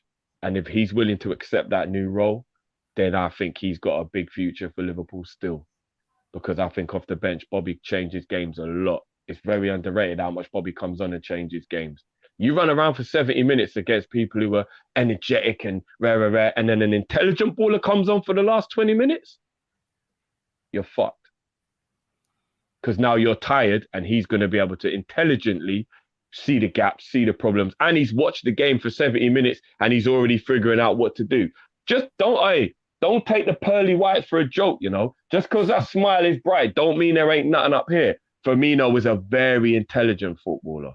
Very intelligent. When he's on the bench, he ain't just watching the game because he's watching the game. He's watching where he can come on and change the game. And he's very impactful off the bench. I think you can't find me more than a small handful of games that Bobby's come off the bench and hasn't changed the game in some way. That's fair. Some super chats here. Ash, not expecting you to comment.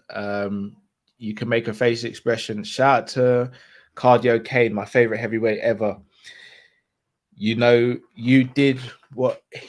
So he's saying you did what any good man would have. I know for a fact there's somebody who agrees with that. I know for a fact there's somebody who agrees with that right now inside. They're like, you know what I mean?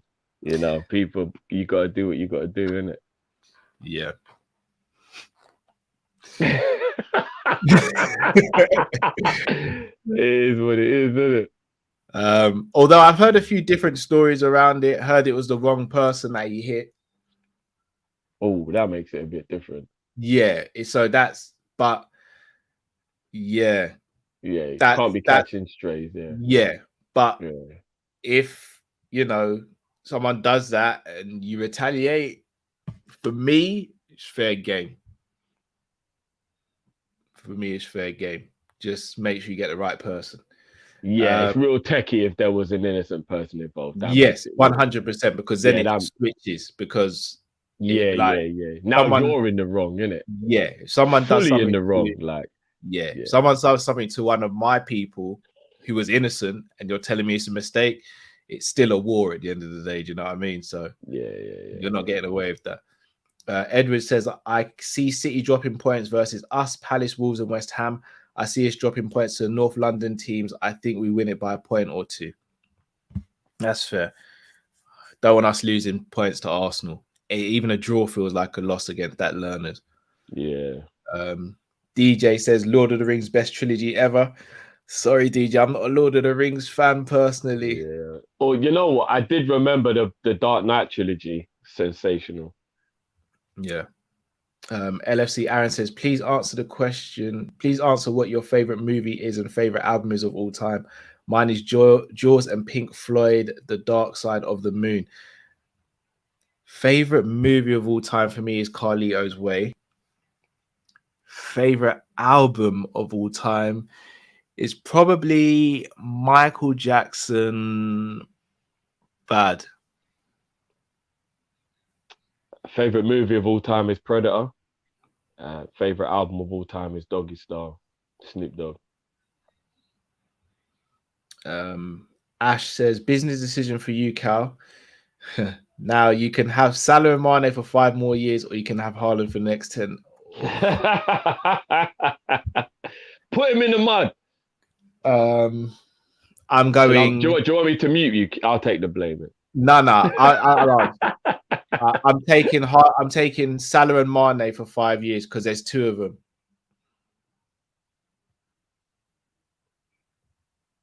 And then once they leave after 5 years, I'm taking Haaland for 10. But cool.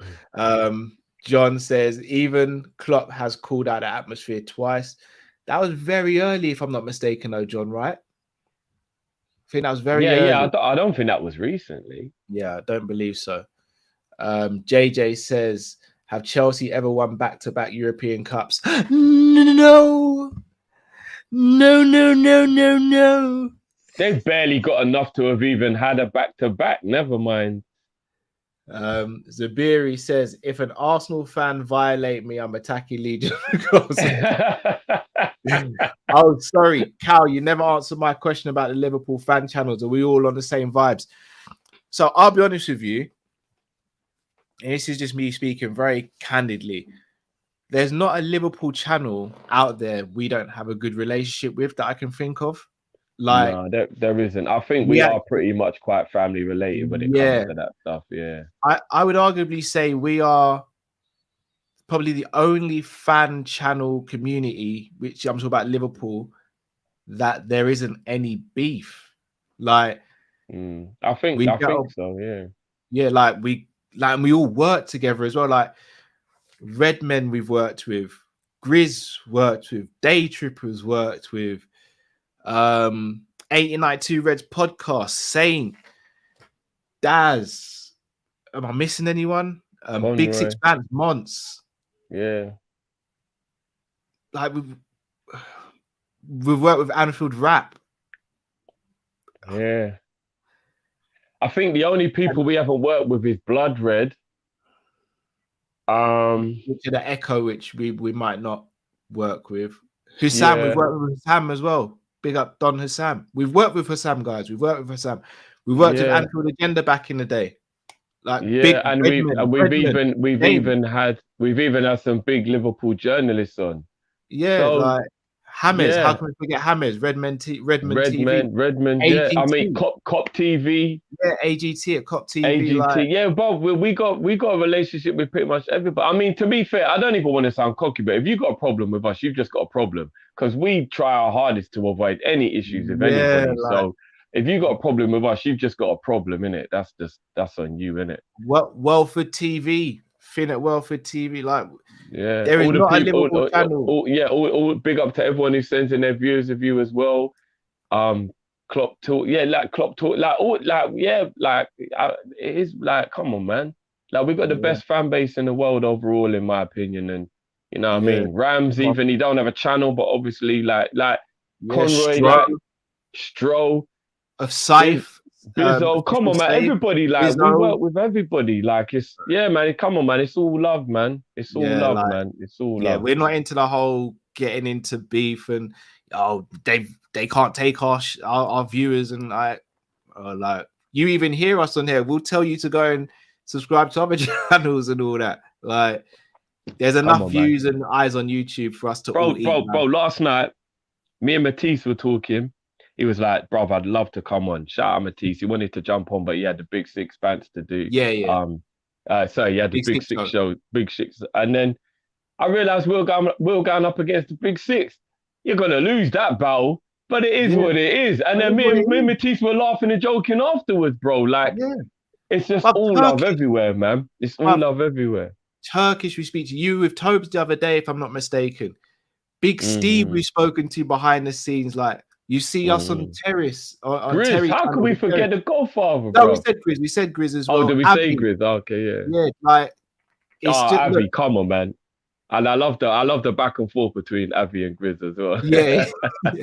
Like we need to get Avi on still. We need to actually get Avi on. We do. Rax Singh as well. He was obviously came off of the debate show and all that. Jamie Phillips, football chats, like.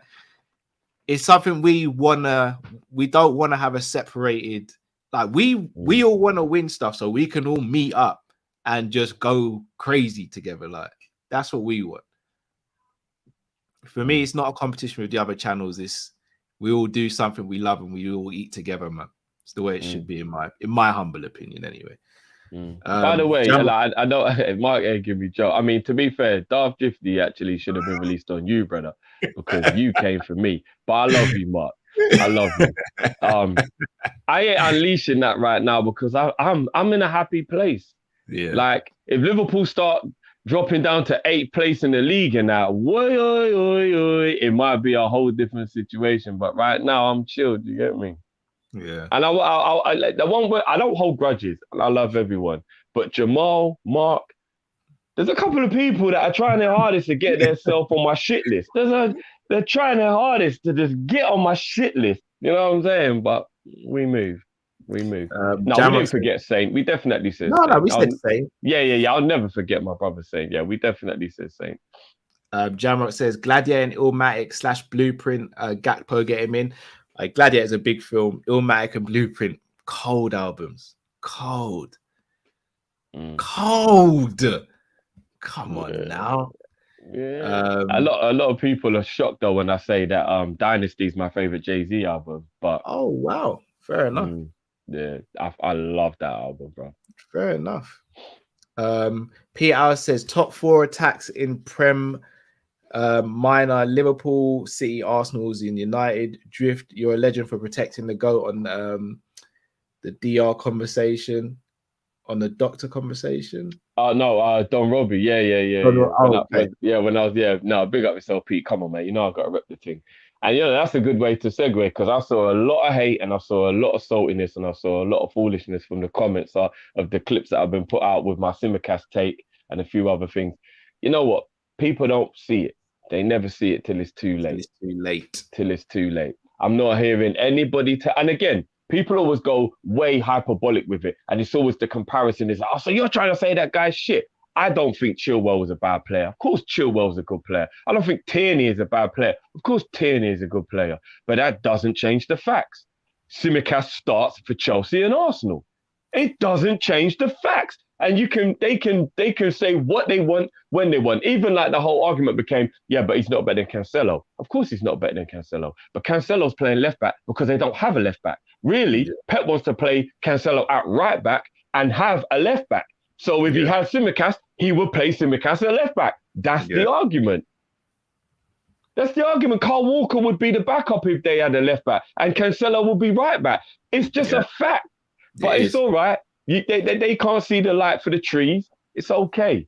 It's okay. Simicast starts in all of their teams. It is what it is, but we move, innit?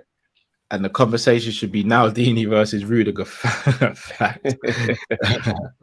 LFC Aaron says, for me, Mane is the most underrated, disrespected LFC player in my time watching Liverpool. Then I've been watching us for 35 years. Mane is a beast. LFC Aaron. I actually think it's Genie Wijnaldum. It was, but Genie's been gone a year and a half now. And no, he hasn't. Oh no, shit, he owned it, bruv. That's how much I miss him. It feels like he's been gone for ages, bro. Yeah, it's only been that shit. Yeah, real. Anyway, the amount of stuff I see said about since Genie left, though, Mane's definitely the hate towards Mane is definitely ramped up. And what I will say, why I would go with the Mane thing as well, is that as much as I love Genie, and you know I love Genie, Mane's contribution to Liverpool is second to none.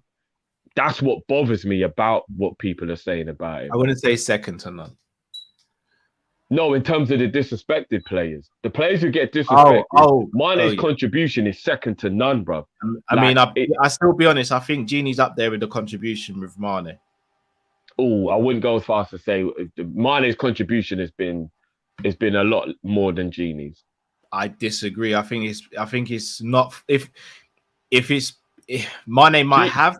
But I don't think it's Genie's an 8, Mane's a 10. I'm gonna go Genie a 9. He's my guy, so I'm not even gonna argue with that. But I'll still say Mane's signings, scored critical goals so many times. Oh, 100%. Genie's my guy. Genie's my guy. I still say Mane is above him though. In terms of contribution. Mane's definitely above him in terms of contribution. Ash says reasonable doubt and Gladiator, big. Will Flex says when Kepa missed, he was singing "I Believe I Can Fly," possibly. Ash says we judge Joey on playing in a back 2. We leave our centre backs exposed. Joey in a back 5. Wow, imagine Rudiger exposed on the halfway line in our attack or in our back 2. Rudiger has got recovery. Rudiger's got good recovery pace, though. But he don't have intelligence, Cal, and I don't mean that disrespectfully. In the 2, he's out of position a lot. Potentially, but if he's next to Virgil, he might not be either. That is one thing. So we're not going to give him Virgil tax. Fair dues. That's a conversation. Because Matip and players like that played without Virgil and proved they can still play to a high level. Not for long periods, though. Fair enough, but I'm still not going to give Rudiger and plus he has got Thiago Silva next to him as well, so there you go, isn't it? There you go. Alex George says rank Prime, Salah, Robin, Neymar, Bell, Hazard and Ribery. What an Arsenal thing to do, Alex. To try and throw the cat amongst the pigeons. That's not throwing a cat amongst the pigeons. That's throwing a lion into a 1-bedroom flat. And everyone's got raw meat strapped to their back. What, Lady Gaga settings, yeah? Yeah, we got on in the super chat. I'm gonna go. I don't even know where to start. Prime. Me, right, I'm gonna cheat gonna... a little bit? Can I cheat a little bit? Can I take Salah and Hazard out? Because this is me fully cheating actually, because Salah, Neymar, and Hazard, their careers aren't finished yet. I mean, we can only go on what we've got at the moment. I'm going to do it, and I'm not going to cheat. But what I am going to do is I'm going to add favoritism into it because I can't help it. So, sue me, innit? I'm going to go Neymar, Robin, Mo, Bale, Hazard, Ribery.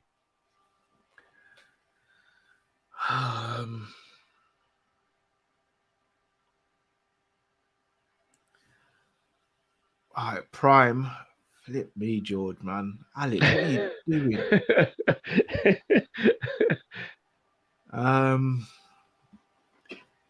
Prime Neymar. This is killing, Cal. Followed by...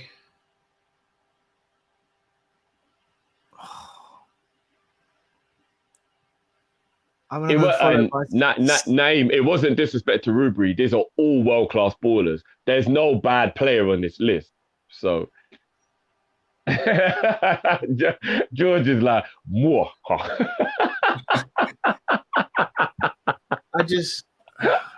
I'm going Prime Neymar, Prime Salah, Prime Bale, Prime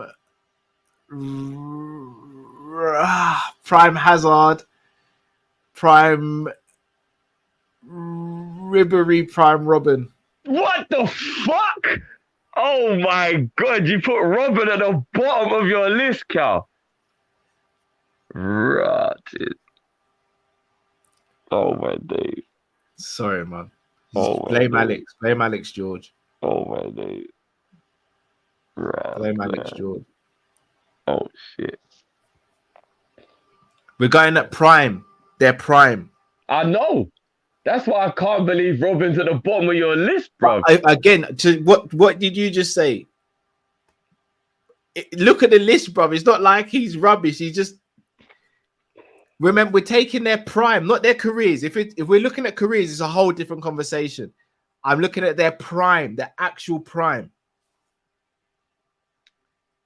Their prime, Drift. I'm not saying nothing. Their prime. All right, and just a caveat, their prime, Neymar would have won a Ballon d'Or possibly if it wasn't for Messi. Yeah, no, Neymar's number one on the list, I think, in everybody's. Like, Salah for me should have won a Ballon d'Or. I hear that. Then who did I have next? I had Bale next. I think you put Bale next, yeah. Bale, we all know again, could have had a Ballon d'Or potentially, or would have been quite close. Then I had Hazard, all these players are just disgusting ballers, though, isn't it? That's what I'm saying. And I had disgusting ballers. Let's move on, man, because Alex knows what he's done. Alex knows what he's done. He's trying to divide and conquer. Ash said match stats from the final: Liverpool, Chelsea, possession 55-45, shots 20-11, on target 6-3, corners 11-2, offsides 1-7. 3 offsides were goals. They're not even attempts. Thank you, Ash. Thank you, Ash. We did not get dominated in that game.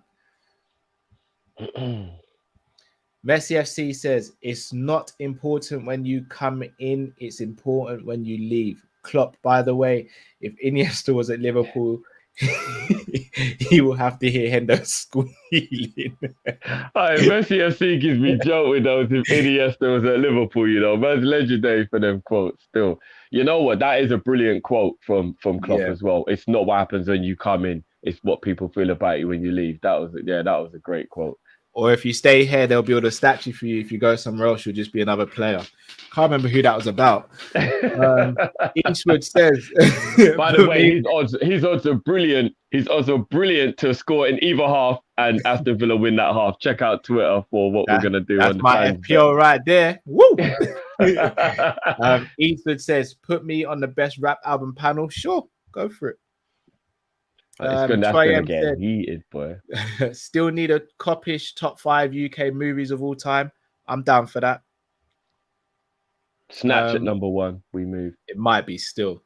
DJ says, "How do I call you? Where's the links, bro?" We'll have to get you on next week, DJ, bro. Yeah, we'll have to get you on next week, bro. Yeah, man.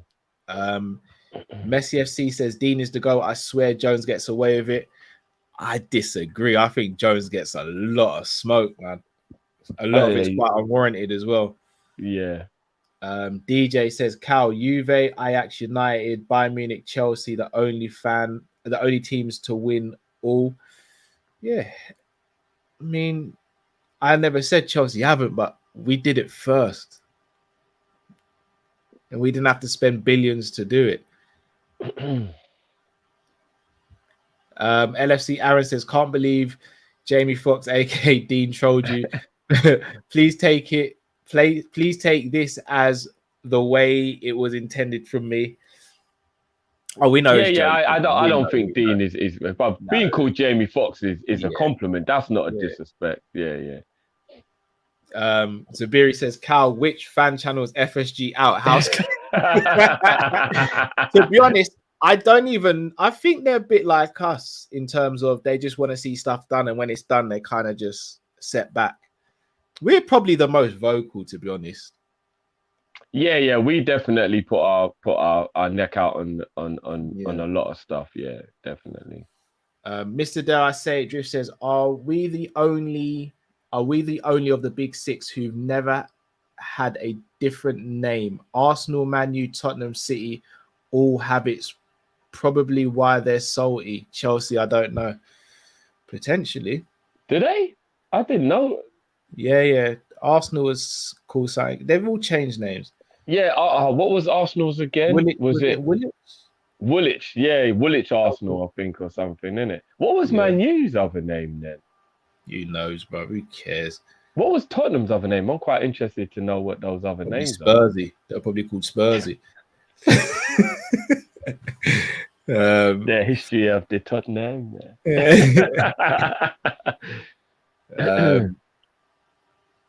Church Road to Hollywood. This is DJ. Church Road to Hollywood and Lord of the Rings: Return of the King. Our favorite movie and album. Yeah. Why don't our forward use Rudiger's aggression against him? I think they do a little bit. To be fair, I think Salah has this season where we drew with them 2-2. Like he got in behind and isolated Alonso, beat Alonso, and then beat Mendy. So I think we can do. You just have to pick your moments. You have to pick your moments. I think our players are intelligent. Just T says, Cal, can you drop the beat for my girlfriend Meg's birthday? Go on then. Happy birthday to Meg. We'll drop the beat for you, Meg. Big up.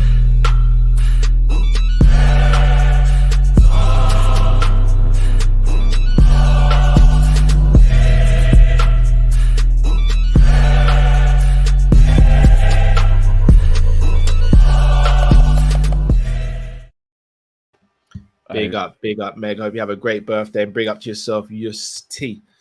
Round 19, Jamie Foxx did not ruin law-abiding citizen. Oh my God, come on, bro. Jamie Foxx is one of the most underrated legends of all time.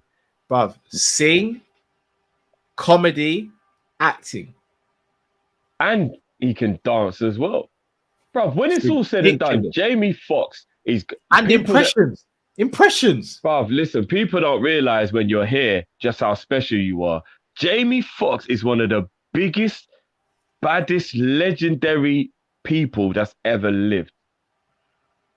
Like, I mean, obviously, I'm not having a shot. I mean, if you believe he wasn't good in Law Abiding Citizen, fair enough. But I mean, in general, Jamie Foxx is the guy. Come on, man. You can't even categorize him. He's just talent.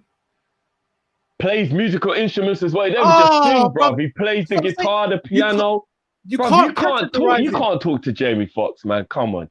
You can't talk to Jamie Foxx. The man's even got an Oscar. Any arena, and he's just yeah. You can't talk to Jamie Foxx. You can't. Different with it, man. Ash says if Liverpool had to have a crazy American name like the NFL or basketball teams, what you picking? Liverpool Dragons? Them names crack me up. Oh, yeah. They do have a lot of like Miami Heat and all that kind of stuff. Could we be called Liverpool Gangsters? I'd just say the Liverpool Legends. Yeah, is that alliteration? Could use something Jamaican, but I won't. Light it up, Liverpool. We could just call them Liverpool Ross. Liverpool Ross. Liverpool Miras. There you go, bro. Liverpool Miras. That's that. There you go. The blowout. Eastwood says Jamie Foxx can throw hands too. Trust me, I know. He probably can. He probably can. No, trust me, I know. What Eastwood? We saying you've got into a fisticuff with Jamie, yeah? We got to know about that story, we need bro. to know. Did he sing while he was doing it? Blame it on the goose. Got the blame it on the crow. Got the pennies on. Blame it on the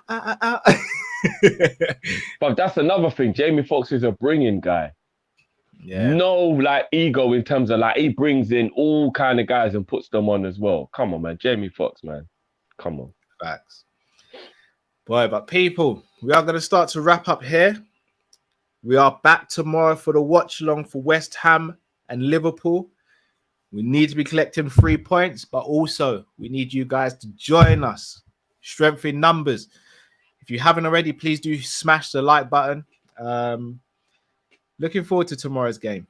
Also, shout out to Drift and Monts as well. If you haven't watched the West Ham preview, please head over straight after this video and give it a watch as well. Just give my insight on the game. I believe we'll go out 2-1 winners. I think it will be a difficult game, but I think we'll win 2-1. And yeah, looking forward to it.